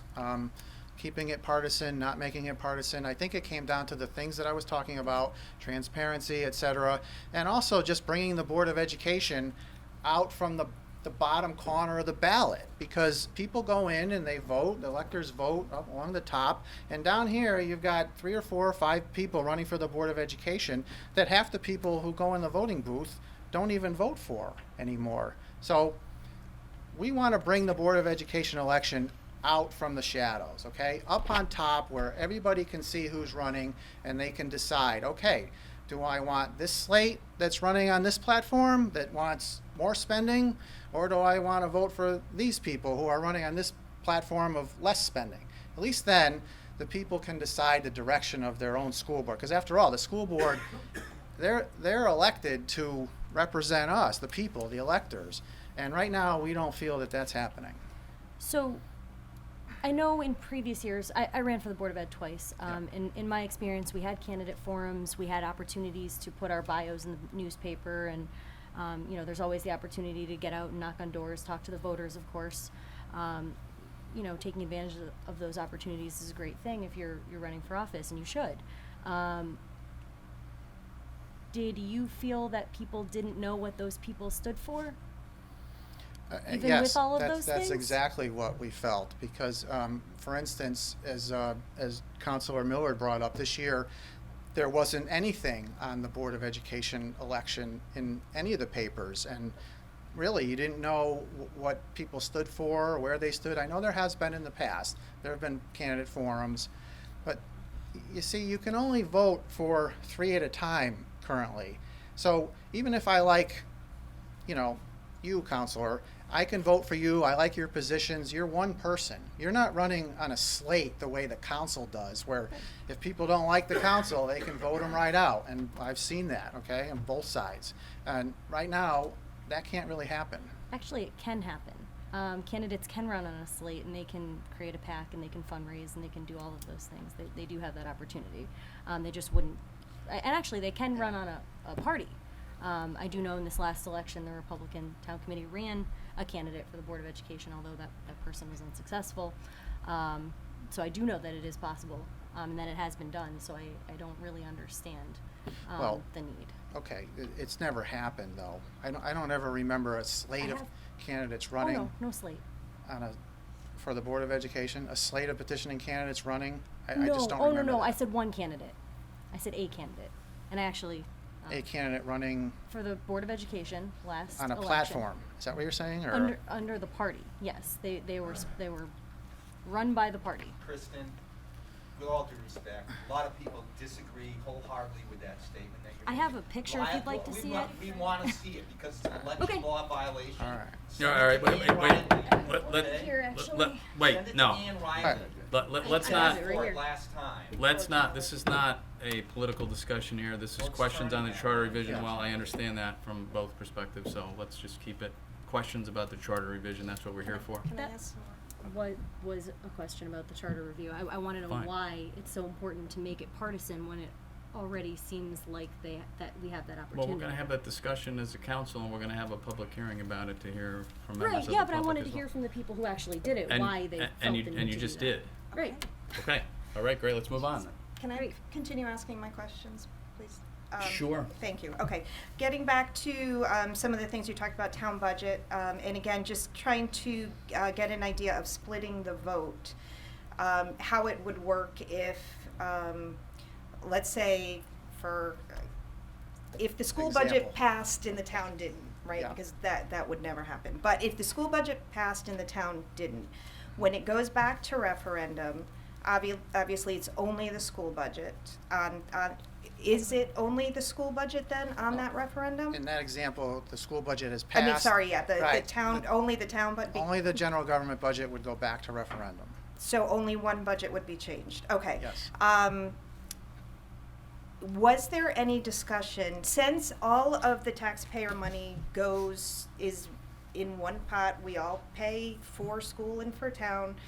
In this case, the finance commission would set that budget. Why did you feel there was a need to split that budget? Was there any discussion around the possibility of it pitting parents against people who no longer have kids in school? What was the purpose of splitting it? And then if I could ask also, because there's a cost associated with this, was there discussion around having one polling place open if we're going to have to do multiple referendums? Okay. The main reason why we propose this is because of transparency and to give the Board of Finance or Town Council a clear indication of why the budget was not approved. So separating the votes is one way to do that. If one part of the budget passes and the other doesn't, certainly the Board of Finance and the Town Council will know what the people don't like. That's the same reason why we added the no too high, no too low questions. Again, to give more feedback to the bodies who are going to draft the new budget. The separation of the votes is done in a lot of towns. We researched this very carefully. Plainville is the closest town that does this. They just adopted this provision in their charter last year. And we actually had their ballot, and we used several of the terms and language from Plainville's ballot. The second part of your question was, did we? One polling place. One polling place, yep. We did discuss this. I happen to be the biggest advocate for not having one polling place. I have seen this done in some of my years on the council. We did have one polling place for not only budget referenda, maybe once or twice, but also miscellaneous referenda under initiative. In my opinion, it disenfranchises people. People go to their regular polling place. Been going there sometimes for years, generations, and they go to their polling place to vote on the budget, and they can't get in because it's closed, and they realize they've been to the wrong place. There may be a sign on the door, or the school secretary says, no, you have to go to the American Legion or wherever, and they say, the heck with it, I don't have time to do that, and I'm not voting. And in my opinion, you're going to suppress voter turnout, and the total number of votes you get to vote on the budget that way. Historically speaking, I think probably going back to even when you were mayor, Mr. Argosy, we don't pass budgets in this town, so I think we should assume that there will always be two budgets. I mean, that's just historically the case. Kate, is there anything from a Secretary of State perspective with that second budget referendum, with setting the language? Is 4 weeks, I think you proposed 4 weeks after the initial, is that, there's no issues in terms of that? Rachel, we were sensitive to that also. Yeah, okay. Original, one of our drafts actually proposed 3 referenda. We felt we were getting too close to the July 1st deadline. Also, we got some feedback from the finance director about, having to have a finality to the budget process and sending out the tax bills. Many, many towns still have unlimited budget referenda, keep in mind. It can go well into the summer, into the fall. What those towns do generally is they send out a tax bill on July 1st based on the previous budget and mill rate, and then they have to rebill. There's positives and negatives to all this. We decided we didn't want to do that. We wanted to have finality, and the way to do that was to have one additional budget referendum. Okay. And last question, I swear, thank you for entertaining all of this for me. On the bonding issue with the 5 million, I think you have 90 days to have the referendum after it's proposed in your, I'm just wondering again about cost for referendums. It's 90 days, it's 90 days unless there's going to be an election within 4 months. Yeah, it's actually 6 months. The current language good. allows the Okay. council to put off the vote Okay. for up to 4 months. We increased that to 6 months. You know, the town has a municipal or a federal and state election in the fall, right? And we have a budget referendum in the spring. Those are approximately 6 months apart. Okay, good. So Okay. That's what I push was. stuff off yeah. to one of those two so we don't have referenda all the time. Good. That was our thinking. Okay, all right. And I just would also like to thank all of the commission members. I know that you all worked really hard for the 2 months, so thank you for your efforts. Thank you. Questions? More questions, Dave? On the town council section, could the mayor be an unaffiliated or independent elected? Yes. And on the Board of Education, do the changes address the selection of the Board of Education president? No, that's done by their internal rules. That would still be handled the same way, presumably.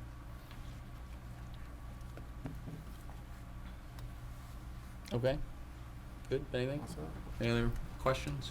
I have a question. about Sure. The One deputy more. mayor thing, you said it was the person who was going to be deputy mayor would be elected by the 6 others besides the mayor? Yeah, if I misspoke, I'm sorry. The deputy mayor would be elected by the 6 remaining councilmen, obviously not the mayor.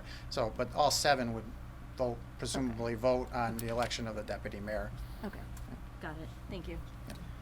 Okay, great. Okay. Glad we had some good discussion tonight. Obviously, you know, we all will have a second bite at the apple. We have a public hearing, which we will make a motion on in a moment. Paul and everybody on the commission, thank you for a lot of very hard work in a very short period of time. You brought us a lot of things to think about, and I think we have to remember, obviously, that in the end, this, whatever we agree to send forward, goes to the voters, and the voters are going to make their decisions based upon whatever changes we come up with that we think need to go forward. The voters are going to tell us yes or no. So in the end, it's up to the voters of the town how they want to change the charter. And we have some more time and some more time for some good discussion. So with that in mind, thank you, Paul, very much. Thank you. Appreciate it. Great job for everybody. I know you guys put in a lot of time, a lot of late nights. We feel for you. So let's have a motion, if I could. I'd like to move to set a public hearing on Tuesday, July 12th, 2016 at 6 p.m. for the town council, in the town council chambers, for the purpose of receiving both written and verbal comments regarding the proposed revisions of the Berlin Charter. Thank you. Second on that? Second. Any discussion? Yes. I will be voting to move this to a public hearing. However, I just would like to go on record as saying that there are some things that concern me a little bit, but I do think it's important that the voice of the people is heard before we make any decisions as a legislative body. So I will be voting in favor of this. Great.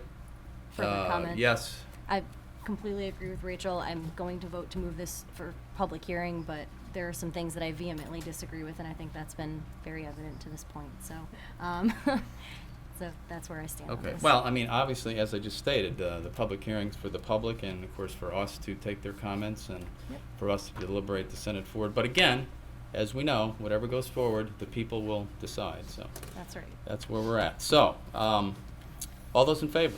Aye. Aye. Any opposed? All right, motion carries. Thank you very much. Thank you very much, Paul, and members of the commission. Okay, let's move on to agenda item, hard to believe, only number 2. I know. So, go ahead. As council may be aware, the nursing department changed from having an internal biller to a medical billing company. Their charge is based on 5.5% of the net revenue billed, based on the prior year's totals. This was our first full year with this quarter group, and their projection that we budgeted with fell short by $22,000. So an additional $22,000 is needed to cover their costs. It's available in the medical services line item in the budget because they have some funds available for some of the occupational therapy that wasn't needed this year. That's budgeted each year. So there's funds available in the department. Linda Colella is here if there are any other questions. Okay, motion on this? I move to approve a transfer of $22,000 from medical services to professional services to cover the total costs for fiscal year 2015 to 2016. Do we have a second? Second. Do we have any discussion? Hearing none, all those in favor? Aye. Opposed? Motion carries. Thank you. Number 3 was already voted on. Move to our consent agenda. So number 4, Denise. State law requires that towns have reevaluation done every 5 years. The town's last property reval was done in 2012, and it cost approximately $150,000. That was the regular 5-year reevaluation. The next one is due in 2017. It's a 10-year full reevaluation, meaning that the interiors of the houses are also inspected. It would normally cost over $400,000 if it was put completely in the hands of the vendor, which we have done in the past with Visions, I think was the last time that we used the full vendor. As previously indicated through budget season and with the council, our assessor's office has taken a good portion of this work in-house these last couple of years. In the past, we had put aside certain funds each year as part of the coffers to build up for the revaluations when they were done. The assessor's office has taken on some of that work, and we have been able to save a substantial amount of money. But there are still some things and some tasks that will be done by or need to be done by a revaluation firm, such as I think there's some informal hearings, computer work that might be necessary for comparisons, sorry, for some of the other review work that may be done. There was a bid done in May, and they were open for bids were received, and they were reviewed by our assessor, who is here this evening. The results are presented in the agenda item. Based upon the analysis that was done, Northeast Revaluation Group LLC was the lowest bidder, and staff is recommending awarding it. The core services are $56,400. There's optional field reviews for an additional $28,000, so they are seeking a cost not to exceed $84,400 and a contract for Northeast Revaluation Group LLC. Okay, thanks. Motion on this? I move to award the contract for the 2017 property revaluation to Northeast Revaluation Group, LLC, for a total cost not to exceed $84,400. We have a second on this? Second. Do we have any discussion? I just have one question, and just because you touched on it, I know it's not really what we're voting on, but because I know we had a comment from someone in town. I'm sure there'll be other comments. So this year, the full evaluation year is we're talking about people, they want to come in your house. Yes. The assessor comes and knocks on your door and asks permission. Joe is here, and I think that you might That'd want be great. him to. Yeah. Yeah, if you can answer that, appreciate that, Joe. He's been Warren Hunt. that was The history of reassessment programs. 1996 is when the market fell out. The state of Connecticut touched base with the legislators because at that time you could not do a reassessment program. So they changed the cycle. First they went to a 4-year cycle, then they went to a 5-year cycle. But what they did with that, they said, okay, the towns are going to do a 5-year cycle without doing inspections. Within 10 years, you got to do the full inspection process. So most towns, they go out and they do their inspection process on the 10th year. The town decided to go back. We started at least 3.5, almost 4 years ago to start the interior inspection process. That's labor intensive. It normally runs about $33 a parcel to do the community. That's where your $200,000 or $300,000 takes place to do.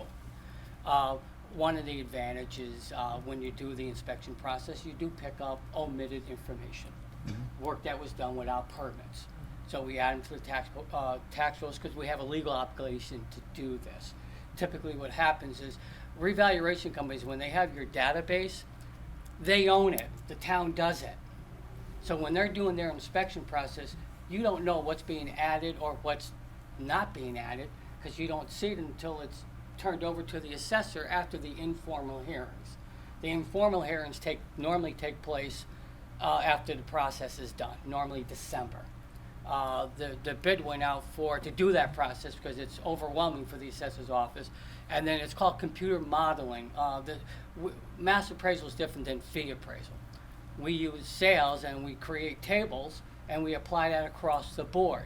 Well, if you do something wrong with those tables, you're messing up the whole town. I don't want to go there. That's why I want to depend on the company to assist me to say, okay, I know this neighborhood is light. We got to get there. How do we do it? And that's why the bid was, I was actually very surprised on the numbers that came in. So tomorrow morning, the assessor knocks on my door and says, "I'd like to see the inside of your house, Mr. Kaczynski," and I say, "No, I don't want to let you in my house." What do you do in that situation? Absolutely no problem. Oh, okay. What would you do? The then? law allows me to do an estimate, professional judgment, and estimate what might be done. I can look at a neighborhood and say, okay, we have a lot of finished basements. Right. I can estimate a finished basement. I've been challenged with pre-trials where someone has not let me in, and we go to a pre-trial, and the judge says, let them in. Right. The judge says that. The judge says that. Different story. But you don't have to let the assessor in. Yeah. Okay. And I'm not here to, you don't want No, me. I get it. No problem. Yeah, I get it. No, I understand. No, I've had a couple of questions, so I just wanted to. Yeah.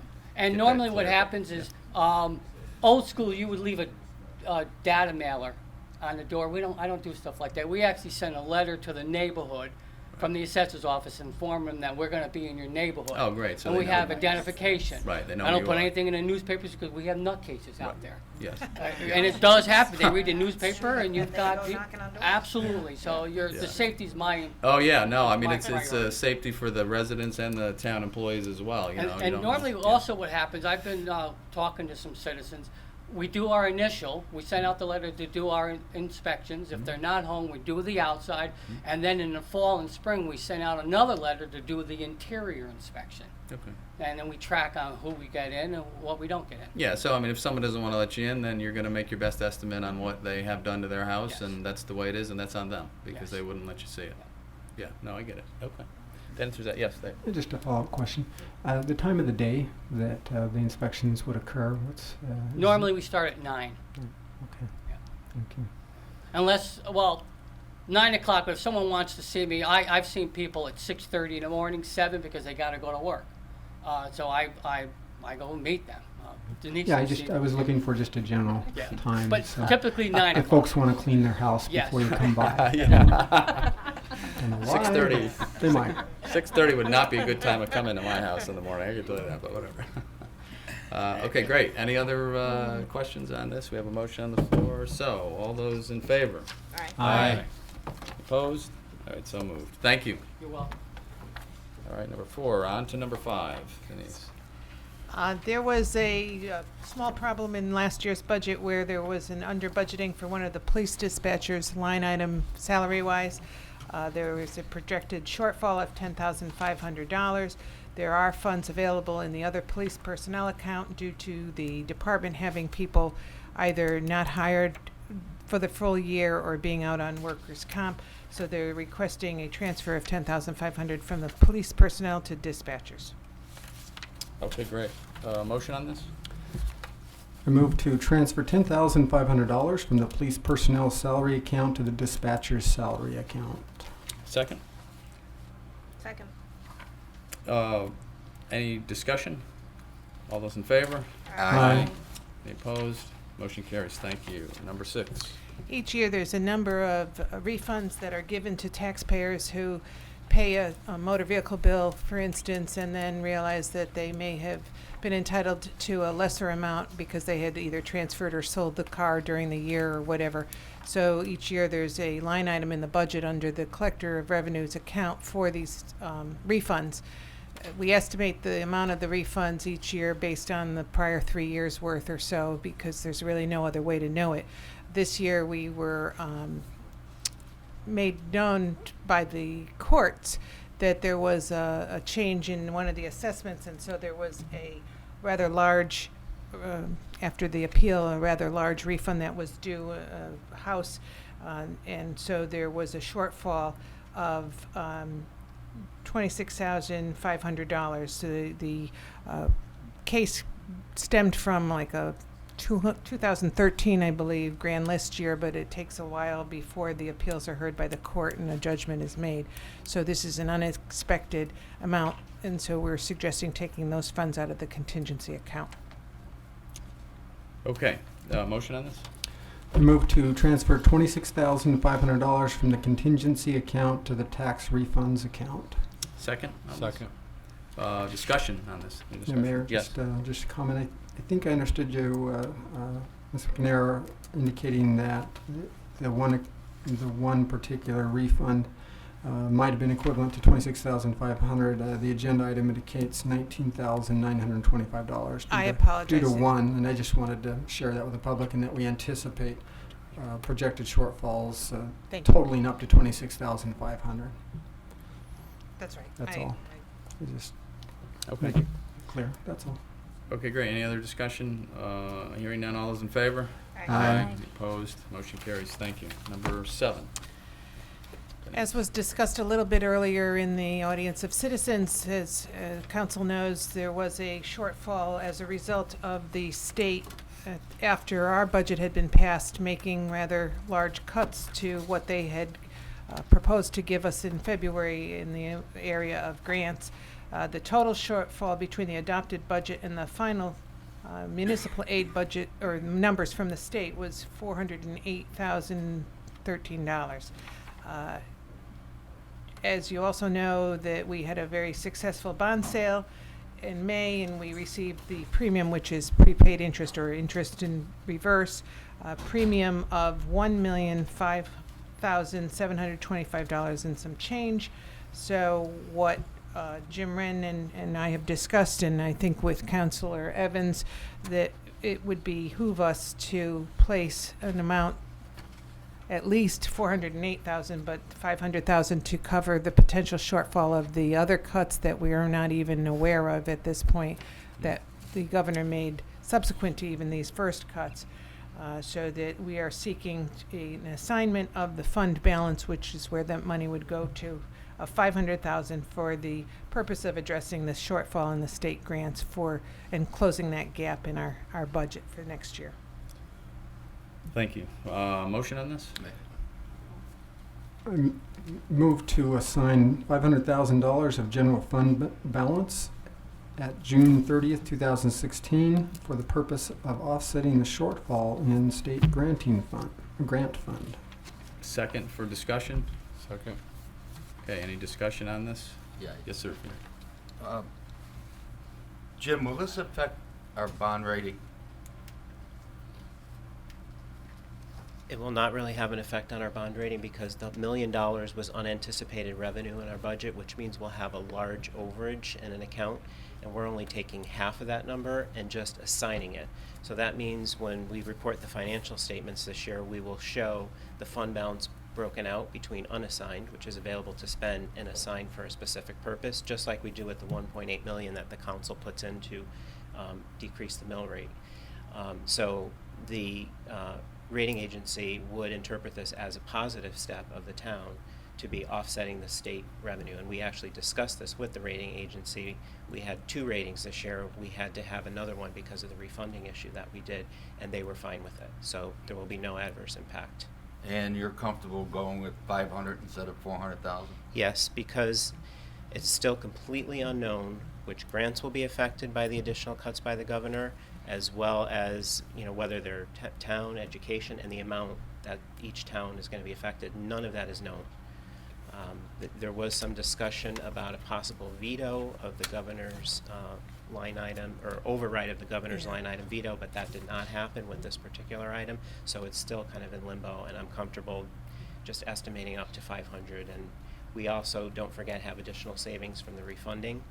So I'm comfortable, and also want to make a point that we don't necessarily have to take this into revenue. If we should get to the end of the year, say we get some unexpected windfall or some other savings, we don't have to necessarily use this, just like we don't use the 1.8 million. That was my other question. And the other thing that I just want to point out, Jim and I, when first the shortfall seemed on the horizon, we've had many discussions with staff already as far as the good news is you have a budget, the bad news is you can't spend it. So everyone is prepared not to go forward immediately on July 1st and start spending the entire budget. And we do anticipate somewhat of a tightening of a belt, because I think that next year will be equally as hard, if not worse. Yes. In response to Mr. Dacey's question with the $88,000, will that go back into the Board of Education budget? Yeah, to clarify that, the transportation funds actually go into the town's budget. The state pays that money directly to the town. We budget that in the town's revenue side, so it actually doesn't impact the Board of Education directly. The town actually receives that money. So I think what Mr. Dacey was saying was that if there had been cuts, if we had known that they were cutting transportation, would we have gone back and said to the Board of Ed, we need $88,000 back from you? I think that's a closed issue now. The budget's passed. So that actually was revenue that came into the town's coffers, not directly to the Board of Ed. Okay, any other comments? I mean, again, here we are on June 21st, our budget's passed, everything's done, and we still don't even know what the state's going to cut. So very difficult to run a town under those conditions, as we all know. But that's where we sit. So, we'll do what we have to do to make Berlin run efficiently. All right, so we have a motion on the floor. All those in favor? Aye. Aye. Thank you. Opposed? So moved. Thank you. Thanks, Jim. Number 8, Denise. Annually, the town of Berlin requests outside services for a contractor to perform routine and emergency repairs for the water control area of the town. On June 2nd, they opened bids for this contract. 3 contractors submitted bids, structured to award the bid to the 2 lowest, as we have done in the past, in order to ensure that if there is an emergency, that one of them will be able to respond. As part of the award, we reserve the right to award the work to the most cost-effective and efficient contractor based on the work. The low bidder was E. Iudi and Sons at $99,912, and funding comes from the sewer main and water main repairs accounts. Okay. Motion on this. I move to award contract number 2016-35, routine repairs and minor construction of the water and sanitary sewer system to the primary low bidder, E. Iudi and Sons of Kensington, Connecticut, and secondary bidder, Tobacco and Sons Builders, Bristol, Connecticut, and to authorize the town manager to enter into agreements with the above parties. Thank you. Second? Second. Any discussion? All those in favor? Aye. Aye. Opposed? Motion carries. Thank you. Number 9. I don't know how much detail you want me to go into on this, but this is Well, the, Yeah. basically, as council knows, back in 2007, a statement of need for the new police building, the police facility, was issued. And we went through several years of trying to get plans and an indication as to how much everything would cost. The Public Building Commission came back with an estimate, and the council put it forward in the amount of, I think it was $21 million, basically $20,612,000, including some soft costs and boulevard construction. This went for a referendum in November of, now it's 2014, and failed. So as a result of that, the town council placed it back into the hands of the police commission as well as the Public Building Commission to relook at the statement of need and to determine what may or may not be able to be reduced or taken out of the estimate. and the Public Building Commission has been working for the last year and a half to come back with a new plan. And we have Tom Reed, who is the chair of the Public Building Commission, as well as the chief of police, and Bob Peters, who's the chair of the Police Commission, here this evening, as there is now a new plan and proposal. And what is needed next is to send this to retain the services of Joe Fazzi, our bond counsel, to prepare bond authorization documents, and to schedule and advertise a public hearing for July 5th on an ordinance for $16,280,614 worth of bonds to build the new police station. Thank you. Before we move forward, I have a question. Yes. A couple things came to mind. I know we put this on the agenda. I feel like we really haven't had much information presented to the council. I understand we would set this for a public hearing. Public hearing for the public, July 5th, probably about the worst date I could think of. The town is completely deserted, and most people are not here. For an item this big, I'm not sure that's the right date for a public hearing. I know we're under some time constraints, but I'm not sure with the amount of information that I have personally, that's my personal opinion right now, that that's enough to go forward with this and set a public hearing. I don't like that date for public hearing either. I just think July 5th is not a good day. So I don't know, that's where I stand right now. I don't know what that would mean, but if you have other comments, yeah. You know, I think it would make sense if this does go forward that the referendum be held in November with everything else, right? So what is the date you have to get to Secretary of State for ballot questions? That would be your September 6th meeting. I have to have them to the state, for September 8th. Which is a bit of an issue, right? Because July, and we don't meet in August. Well, July this is exactly tough the for same public hearings. dates or the same period of time that it happened the last time 2 years ago. It necessitated, I believe, if my memory serves me correctly, meeting in August. If there is the desire to do that, which is fine. I mean, but that's up to council and everyone to keep to. And I know that was part of the Public Building Commission's goal, was to get it on if this is initiated for a referendum, because there's no automatic referendum under the current charter. So this would give enough time for the petition to be pulled, as they say, and time for people to gather and this was exactly the same criticism that we had the last time because of the timing. And they didn't fix it this time either, I guess. We're back in the same Well, boat. it was very difficult. I think the Public Building Commission and the Police Commission tried very hard to be as thorough as possible, and you can certainly, they're here this evening and can speak to the issue. Jack Healy is also. So whatever is the pleasure of the council. Yes. I know everybody worked very hard to get it ready, and it's a huge job. I myself don't understand the difference in what the one that was denied and what is proposed now, because items are added and subtracted and costs are affected. Is there any way, in the interest of time, can the council send it directly to referendum and save the time on the petitioning? Because I think people will want to vote on this. This is a big project, and it's important to the voters. Mayor? Yes. Yes.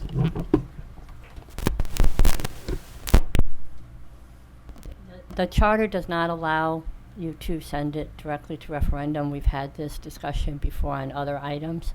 That's one of the things that charter revision is looking at. And they have put that in there if the charter is successful. But currently there's no provision to allow it to go directly to referendum. And what's the length of time somebody would have to make that petition? It would be that after the ordinance is adopted, notice of the adoption is put in the paper. Usually you meet on Tuesday. The notice is put on for Thursday. And then counting that Thursday, you have 14 days to get the 3% of the petition, for the petition. 3% of the voters. Yes. So, and that's been the normal thing for all the other referendums we've done. I was just trying to save that time lag, that's all. I would like that myself.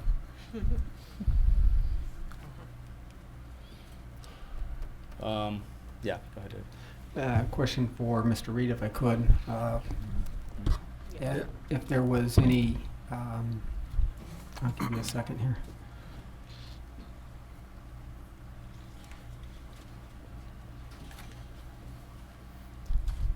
Thank you. In your preparation of this, I see that there is a section that talks about the costs associated with the various sections of that. In your approach to it, were there any comparisons to the previous costs and items to this new list that you presented to us? In a general sense, yes, but the original list was back in 2007, 2008, so really a direct cost comparison was irrelevant. What we tried to do was say we got a new statement of need, here's what it is. We went back and interviewed the police department, the police commission, to come up with exactly what they needed. I mean, really what they needed, no room for expansion. We were directed to put it on Farmington Avenue, so we had a sort of parameters that we were using. So, yeah, it was a little bit of a discussion about what was compared to what, but that's not, quite honestly, that isn't relevant in a situation like this. You have to come up with what is. It's 2016, it's 9 years later. Okay, let me help clarify my question. That'll help you answer it. Were there items that, I understand costs change, but were there items or components of the police station that were either have been now completed in the sense of they were in the previous budget amount and are no longer necessary to go into this new one? And were there, which I think there are, and were there items that then were taken out? And I think that information would be helpful to the public as well as for the council Well, members. it's a different statement of need, if I could answer it that way. It's a different size building. We cut the size of the building back almost 20%. Yeah. So when you do that and you're building a commercial building, you have a totally different set of circumstances. We have a new architect, we have a new CM, we have new advisors, so we took a brand new look at a statement of need. And to compare this product with the old product is counterproductive. I mean, we weren't looking to say, take this room and make it, shave it down by 8 feet. We said, no, we got to start from scratch. How are we going to best do this for the town, for a price, in 2015 going forward dollars, not 2007 dollars? Yeah, I understand that. I just wanted to ask to understand what was in and what was out. I understand the difference in the time frame of I don't know that we put the anything year. in or out. And quite candidly, we didn't approach it that way to say, tit for tat with something that was 9 years old. We took the new statement of need and started from scratch. We wiped everything out and said, here's what we're going to do. And this is how you build a police station. We had a different set of advisors. So we looked entirely differently. The building, the concept that we have, I think if you went by and asked the chief and some of the commission members, is entirely different from what the original project would have looked like when it was first presented in 2000 and I can't even remember 2000. That's okay. A long time ago. So I understand what you're trying to do, but we didn't look at it that way. We said that's the wrong way to look at it. We're going to start from scratch. Yeah. We didn't focus it that way. Just asking if that might have happened. I'm sure it's faulting one way or the other. Yeah, just I'm checking sure to see if that may have minds, taken place or not. We didn't say how do we, take this and fit a square peg in a round hole. We said we need a building of this size, and we started from there and then built it out going forward. So. Another question for you, Mr. Reed. During this time frame, was there any other investigations or requests for what it may cost or to have it take renovation of the existing location or of an alternate location? I understand what the direction was from the council. I was just asking if there might have been some Yes, there was. exploration in that way, and maybe who did it, and Just to understand the parties involved, that's all. There was exploration of that, and we actually looked at the existing police department, I guess the building we're in now, and we looked at what it would take pretty extensively, and at the end of that exercise, based on how the town would get repaid, it turned out that that would be slightly more expensive than starting from scratch in a new location. There are some things that impeded the town's ability. If we had to renovate over a certain dollar size, we had to modify this entire building by statute. We couldn't just fit the police department and keep that separately. We would have had to do things to this entire town center. Yeah, understand that, So and that we do added, have. that added a significant amount to the cost. Yep. And we understand that in the capital improvement plan, and this is going to be subject of a future discussion to council and strategies, but the capital improvement plan had some plans for renovation of the town hall also. Thank you, Mr. Weed. I think, Charlie, you had a question? Yeah, my question was, the items I was thinking about that were added or subtracted were the big ticket items, so to speak. I believe the original plan that the voters turned down included an expensive driveway and radio communications tower.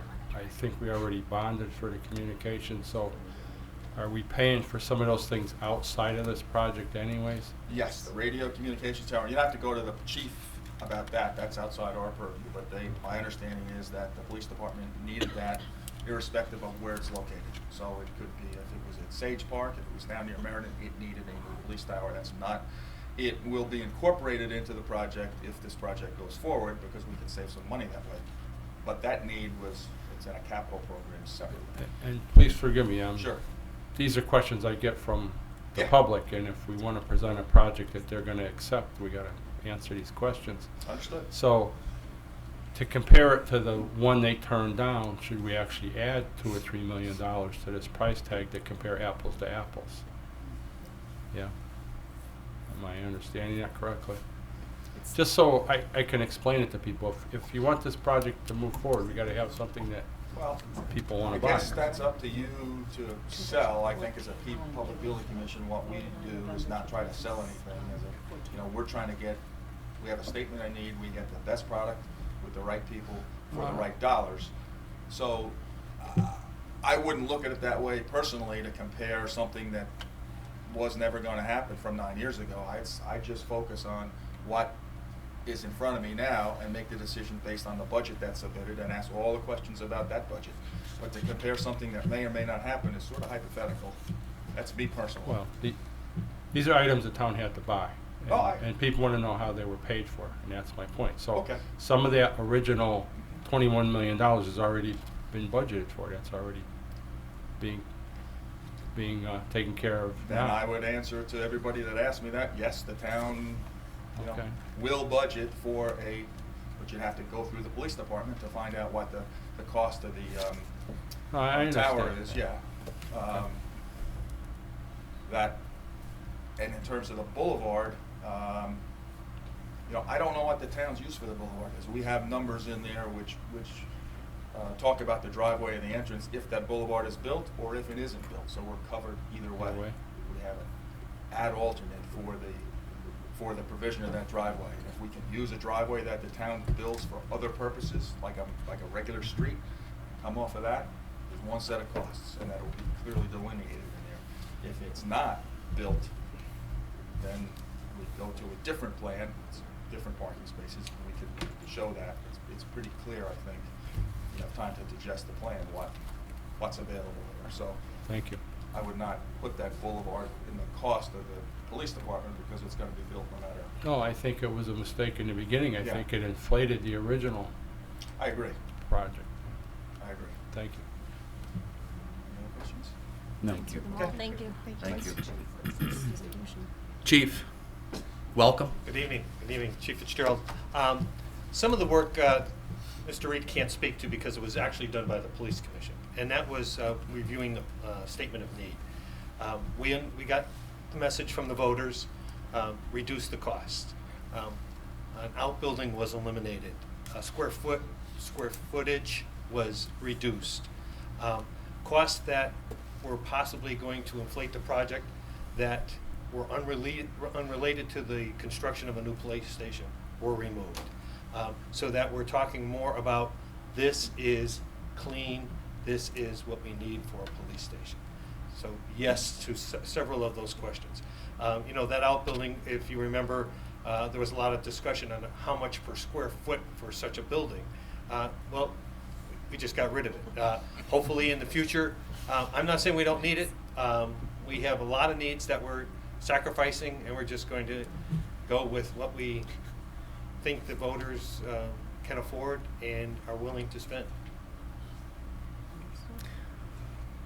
I mean, I've heard from a lot of voters before, around election time and recently, and unfortunately that, you know, I just repeat what I hear, and I have my own opinions too, which are similar to them, is that many voters think that we can't afford anything right now, and we've heard tonight some discussion from members of the public of the precarious situation that the state is in, and I think we all know that next year it's going to, as it has this year already, and we don't even know what else is filtering down to the towns as of this date. As previously discussed, we're having the same problem next year going forward. We don't know what's going to filter down to the town and how much more money we're going to need to have to run the town. Well, I think we're without a new police station. We're running into a similar situation that you did with right. the high school. Mm-hmm. I think accreditation was becoming an issue with the high school. It's the same thing that's happening to the police station. We've been accredited twice since I've been trying to get this project done. Both times that it is mentioned in that report of the shortcomings of the existing facility. Recently, I spoke with the state's attorney's office, and he was questioning why we aren't doing our interviewing in a videotaped setting, and we don't have the space, the equipment to do that. So these handicaps are hindering the performance of the police department and possibly our accreditation. And so pay me now, pay me later type of situation begins to occur, and hopefully it's not something that is a liability type of situation which occurs because we couldn't do it. You know, I've spoken about that, the lockup time and time and time again. That is a risk that we take every day.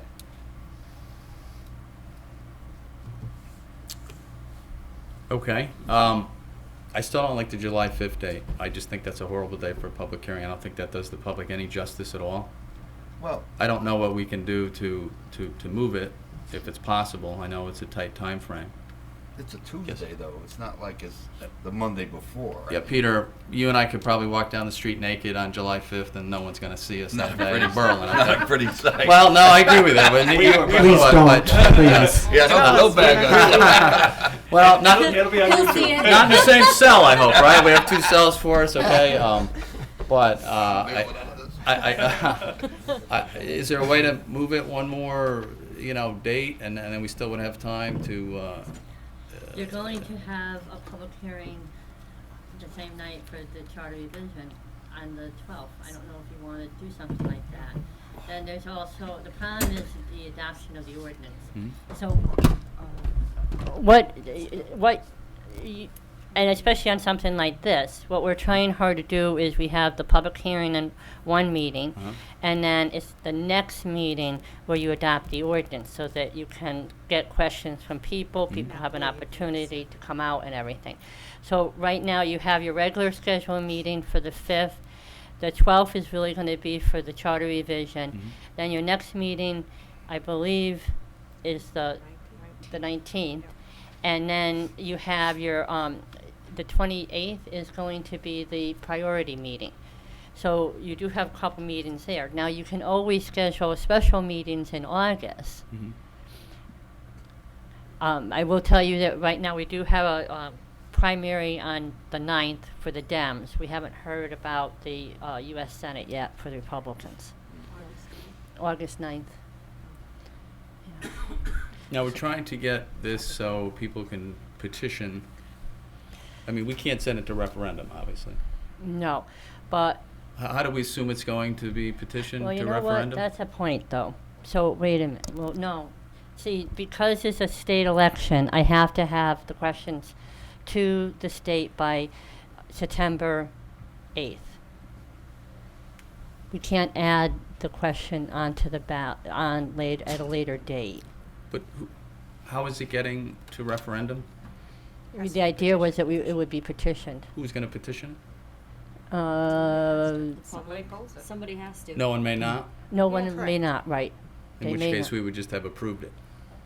We would vote on it. Yes. We'd vote on it. If you, yes, you're right. Right. So if this goes ahead and you approve it, and then no one takes out the petition 14 days, within 14 days of the publication, then it does not go to referendum. Right. Okay. I just wanted to be clear on that. You could pull the petition. Well, I may have to do that. No. That's how you know. Go ahead, Dave. Mayor, just a comment. So, Got enough to do. Ms. Wall, you had indicated the strategy meeting in July, but there's also, Mayor and Council, the strategy session that is actually next week. Yes. And at that time, we'll have some indication on debt service that will be, quite honestly, reiterated to everyone.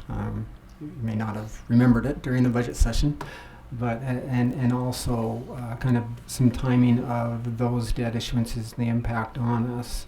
We've also I've asked Mr. Rand to collect from the various town departments on their priorities and the needs, and I would certainly think that the police station would be one of the items that would be discussed in that strategy session. I'm not advocating one way or the other, but I just wanted to make folks aware that that is scheduled and that is planned, so we can take a real hard look at the finances of the town and that affordability factor that maybe that you've heard from Mayor in different situations. Okay. I mean, I would like to have the benefit of that information before we just send this down the road and not really get to review our budget and our process and some of the capital spending that we are talking about going forward. I would think that'd be very helpful to us before we make some decisions on this and just send it off like this. So the question is, what do we do now? If we have any input into this, I would like to personally wait at least till we have one of our strategy meetings and perhaps put it on that July 19th meeting, not on, I don't want it on the 12th when we have That's the a charter. regular meeting. Huh? July 19th is your regularly scheduled. Well, can we put it on that one? You can. Oh, well, why wouldn't we do that? We still have plenty of time to get it for September 25th, correct? September 8th. September 8th. We'd have to meet in August or the end of July. So if you Yeah. We already have those. if you had the public hearing on July 19th, then you would have to either adopt the ordinance that night, which Okay. is what you have not been, you've been trying to avoid, Right. or you would then schedule a special council meeting in anytime thereafter to adopt the ordinance. So we'd adopt it on the 19th or a special meeting? Correct. After. Well, you go ahead. I was just going to ask if it could be part of the strategy session in July. It could be like one of the Special agenda meeting. items added to that, or do we have to call it a separate meeting? No, what we did was because we knew that you wanted to have those priority meetings, we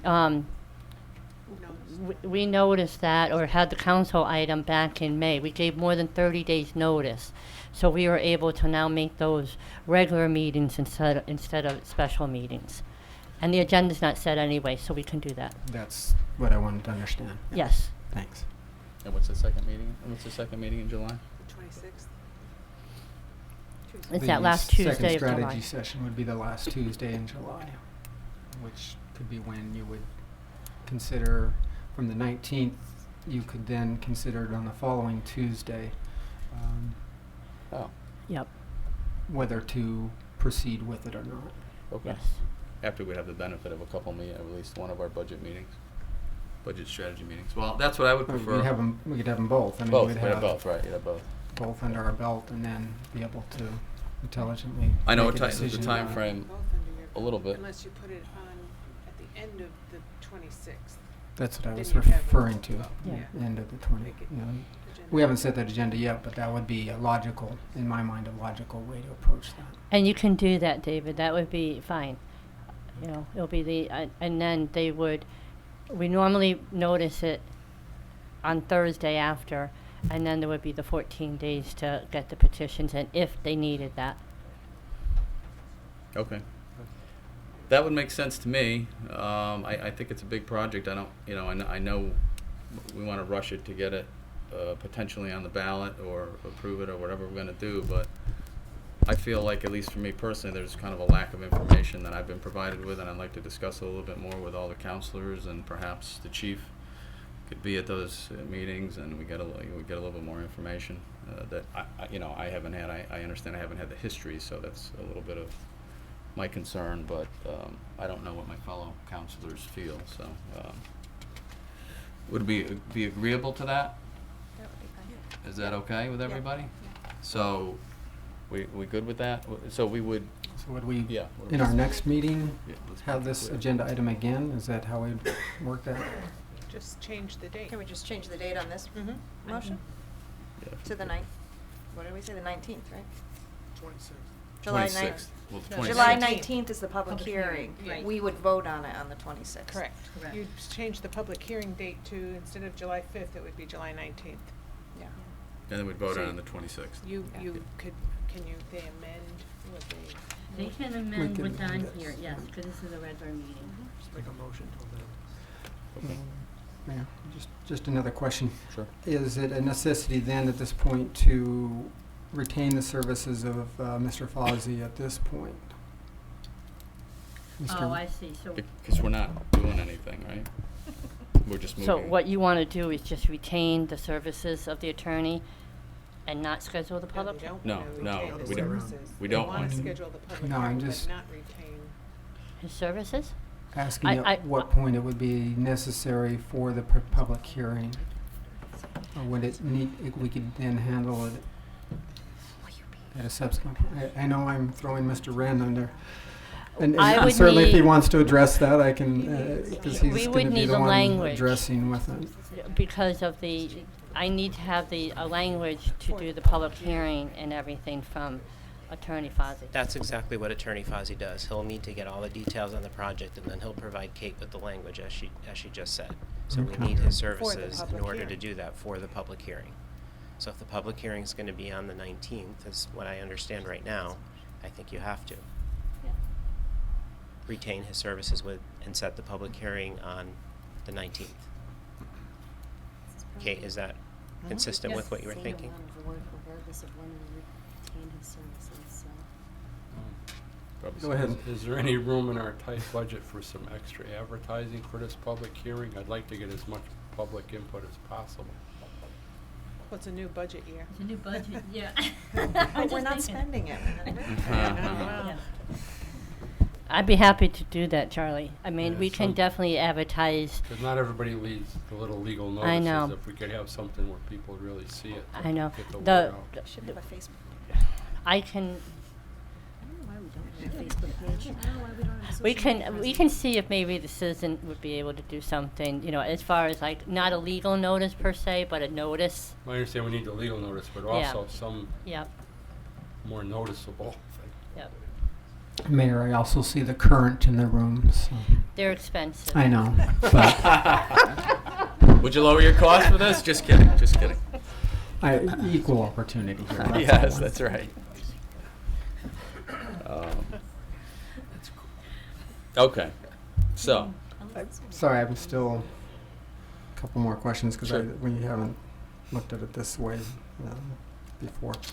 So, it's preparing bond authorization documents for executing contracts, purchase, installation, and other related costs for the station. So, this is saying, okay, that they'll look at the entire cost of this and prepare bond documents associated with that. And there's an expense or a cost to that, to do that. And so the question is, if in the strategies discussions we say, hey, we need to delay this a year, or we need to hurry this up, and it may cost us more, and adjust the bond, getting, is We need language. is there a way to make sure that we don't spend the money yet? You're going to have to pay the attorney, obviously, to draw up the One way or documents. the It's other. not going to be that much money. Normally what happens with these costs is they get built into the project as debt issuance costs. If we end up not having a project to charge it to, we still have to pay him and find somewhere to get that money from. Okay. Definitely. All right. I would suggest that we might be able to ask Attorney Fozzie, since it's not going to be on July 5th, that he hold off beginning work until after at least next Tuesday's strategy session, to buy a week of time and some information that you would then be able to consider. I think he'd hold off for a week, since we pushed out the public hearing for 2 weeks. Yes. I think that that would still give That's him true. adequate time. That makes sense. And we can handle that operationally. Yeah, we just talk to him tomorrow. That's what I'm understanding. Yeah. Yep. All right, that makes sense. All right, so we all good? We'll go ahead and I move to amend the, right? That's where Yes. we're going with this? Yes. All right. Yes. I move Good. to amend, well, do we have to have, yeah, let me do this first. I move to amend the upcoming motion to modify the date from July 5th to July 19th, 2016. Second. Okay. Amending the agenda item. Amending, Agenda item. amending the agenda item. Okay, we have a second. And all those in favor? Aye. Aye. Opposed? Motion carries. Okay, so we're good? Now I need to do. Yeah, the vote on the. Yeah. Go ahead. Mayor, I move to authorize the town manager to retain the services of Joseph Fozzie, LLC, to prepare bond authorization documents for executing contracts, purchase, installation, and other related costs for the Berlin Police Station, and to authorize the town manager to schedule and advertise for Tuesday, July 19th, 2016 at 7 p.m. to hold a public hearing on and an ordinance entitled, an ordinance appropriating $16,280,614 for the construction of a new Town of Berlin police facility, and authorizing the issue of $16,280,614 bonds of the town to meet said appropriation and pending issuance thereof, and making of temporary borrowings for such purpose. Second on that? Second. All those in favor? Aye. Any opposed? Motion carries. Thank you very much. All right. Number 10? The Public Works and Engineering Department is doing the bridge with the state over the Mattabesset River on Farmington Avenue. It's a replacement project that was initiated years ago through when we had the Central Connecticut Regional Planning Agency, and also through Connecticut Department of Transportation. They've estimated the total cost of the project to be $3,641,000. It's a 90% funded from the state and federal dollars, and 10% would come from the town. The contract agreement, staff conducted interviews, I should say, for the consulting engineer back in 2011. We sent up the results of those interviews, and we recently received approval from the construction administration from the Connecticut DOT, and as a result, they're requesting council authorize me to execute a consulting agreement between Wendell, McDonald, and Costello, WMC of Newington, Connecticut, and the town of Berlin. The fee is $341,218.08 for the construction administrative services, which are also funded 90% from state and federal dollars. There's funding available from the grant account, with grant contributing $307,000 of that, and the town's portion of the fee being $34,000. Okay, motion on this?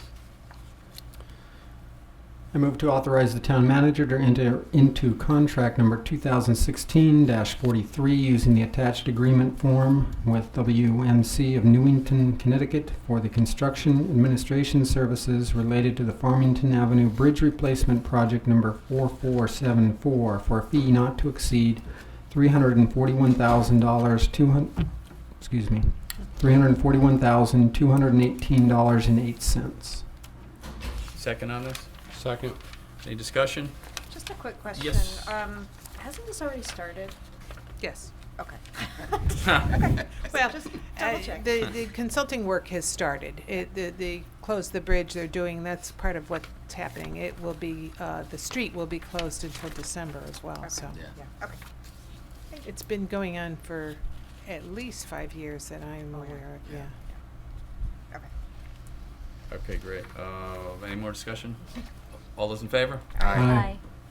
Any opposed? Motion carries. Thank you. Number 11, Denise, if you would. Back in 2012, we began a process of using a bond to help fund what was necessary for business continuity. And back in 2011 and 12, if you recall, there were a series of disasters that hit the town, whether it be the October snowstorm or the hurricanes and things, and it was felt at that time that there was a need to develop plans so that the town hall could continue to operate regardless of what happened. Each year the council has been generous enough to continue to fund, because we've been using the funds each year that have been set aside, the $100,000 each year, to do things like the generator that was replaced in the back of the building, a whole new phone system so that it's redundant, as they say, and it continues to work. And also we are broadening some of that to include the door projects at both the senior center and things to harden the target, so to speak, and things such as that.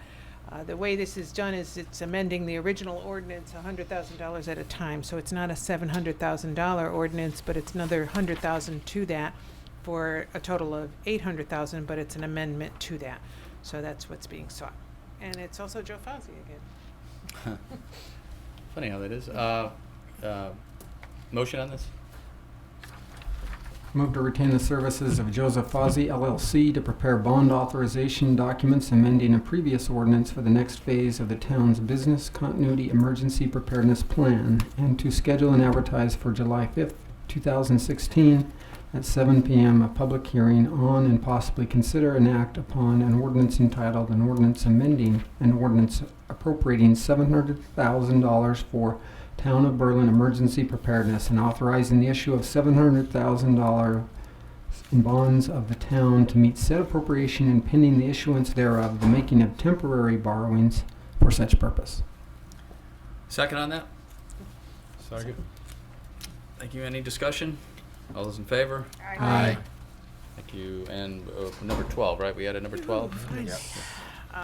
The Parks and Recreation Commission recommended at its last meeting on June 9th to allow the American Legion baseball folks to sell food and beverages at their home games at Zipadelli Field. So this is just an approval of that for the season. Okay. Thank you. Motion? If I could on this one. I move to approve the Berlin American Legion baseball to be able to sell food and beverages at home baseball games for the 2016 season. Second? Second.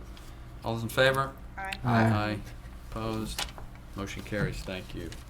Okay, we're to the town manager's report. I'll try to be brief. Yes.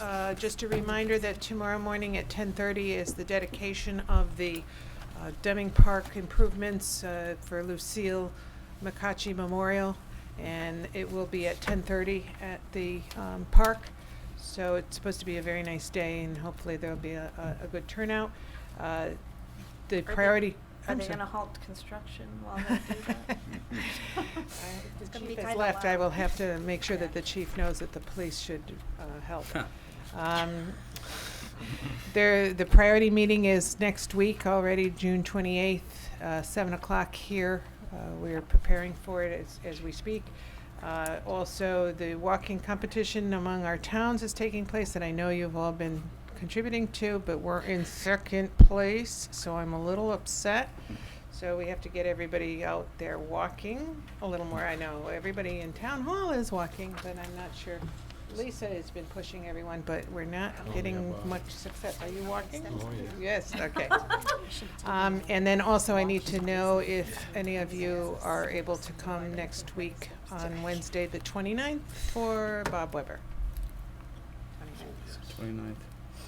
How quick they forget. This month is shot already. And that's all. Yeah, probably be there. What time does that start? 6 o'clock.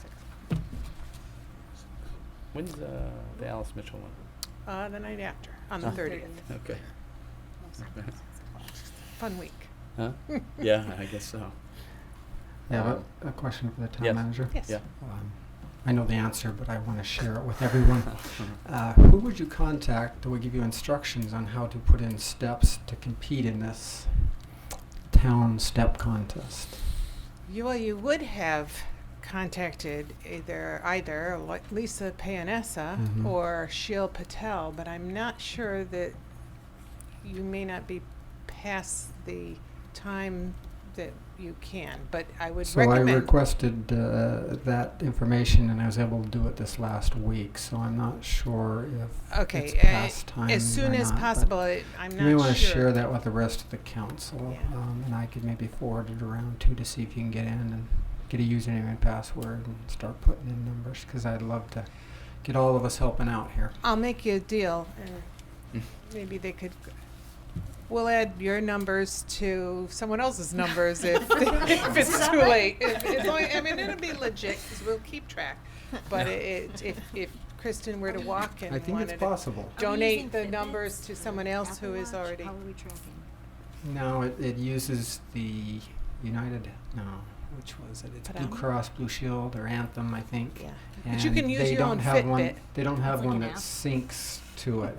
My work has one, and so I'm just taking those numbers when I put it in for work for another competition. Yeah, the website that we're using was provided by Anthem. It's a Walking Works website. I haven't found a way but to you sync can to it. use. How do you count your steps though? You can use your own pedometer, or we have pedometers that were donated graciously by Yeah, phones do it too. Anthem.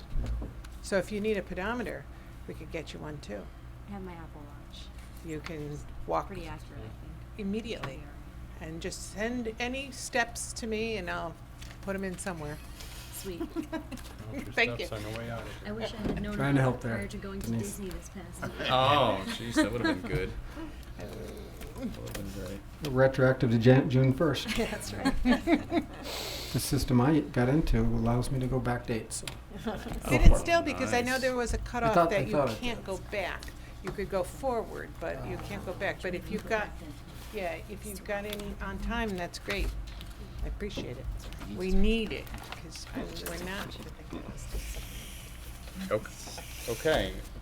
We good? Done, yes. Special committee reports, do we have any? Mayor, just for the budget committee, next week's meeting, I did get a note from Mr. Wren with some other obligations. He has collected the information, but he wants to scrub it from the various department heads. He's going to do that tomorrow, and we'll release that to all the council members so that they'll see what the staff is looking for priorities. And just got a note late from Mr. Wren on that. Okay. And that's 7 o'clock next Tuesday. Next Tuesday. Okay, great. Counselor communications, we're at that point. Can I ask it's Yeah, here, yeah. that next Tuesday in this Mhm. chamber? Okay. At 7, same time, right? Same time? Yes. Okay. All right, counselor communications. Can I ask that we observe a moment of silence for the victims in Orlando? Sure. Great. Absolutely.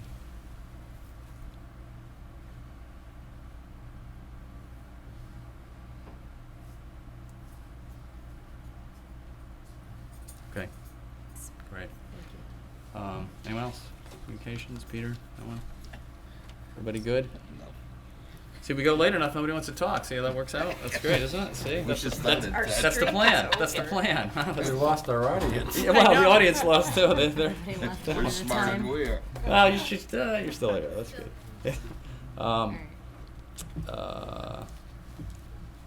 Acceptance of minutes. I move to accept the meeting minutes, town council meeting minutes of June 7th, 2016 as amended. Okay, second on that. Second. All those in favor? Aye. Any opposed? So moved. Thank you. And motion for adjournment. I move to adjourn. Second. All those in favor? Aye. Aye. All right, so moved. Thank you very much, everybody.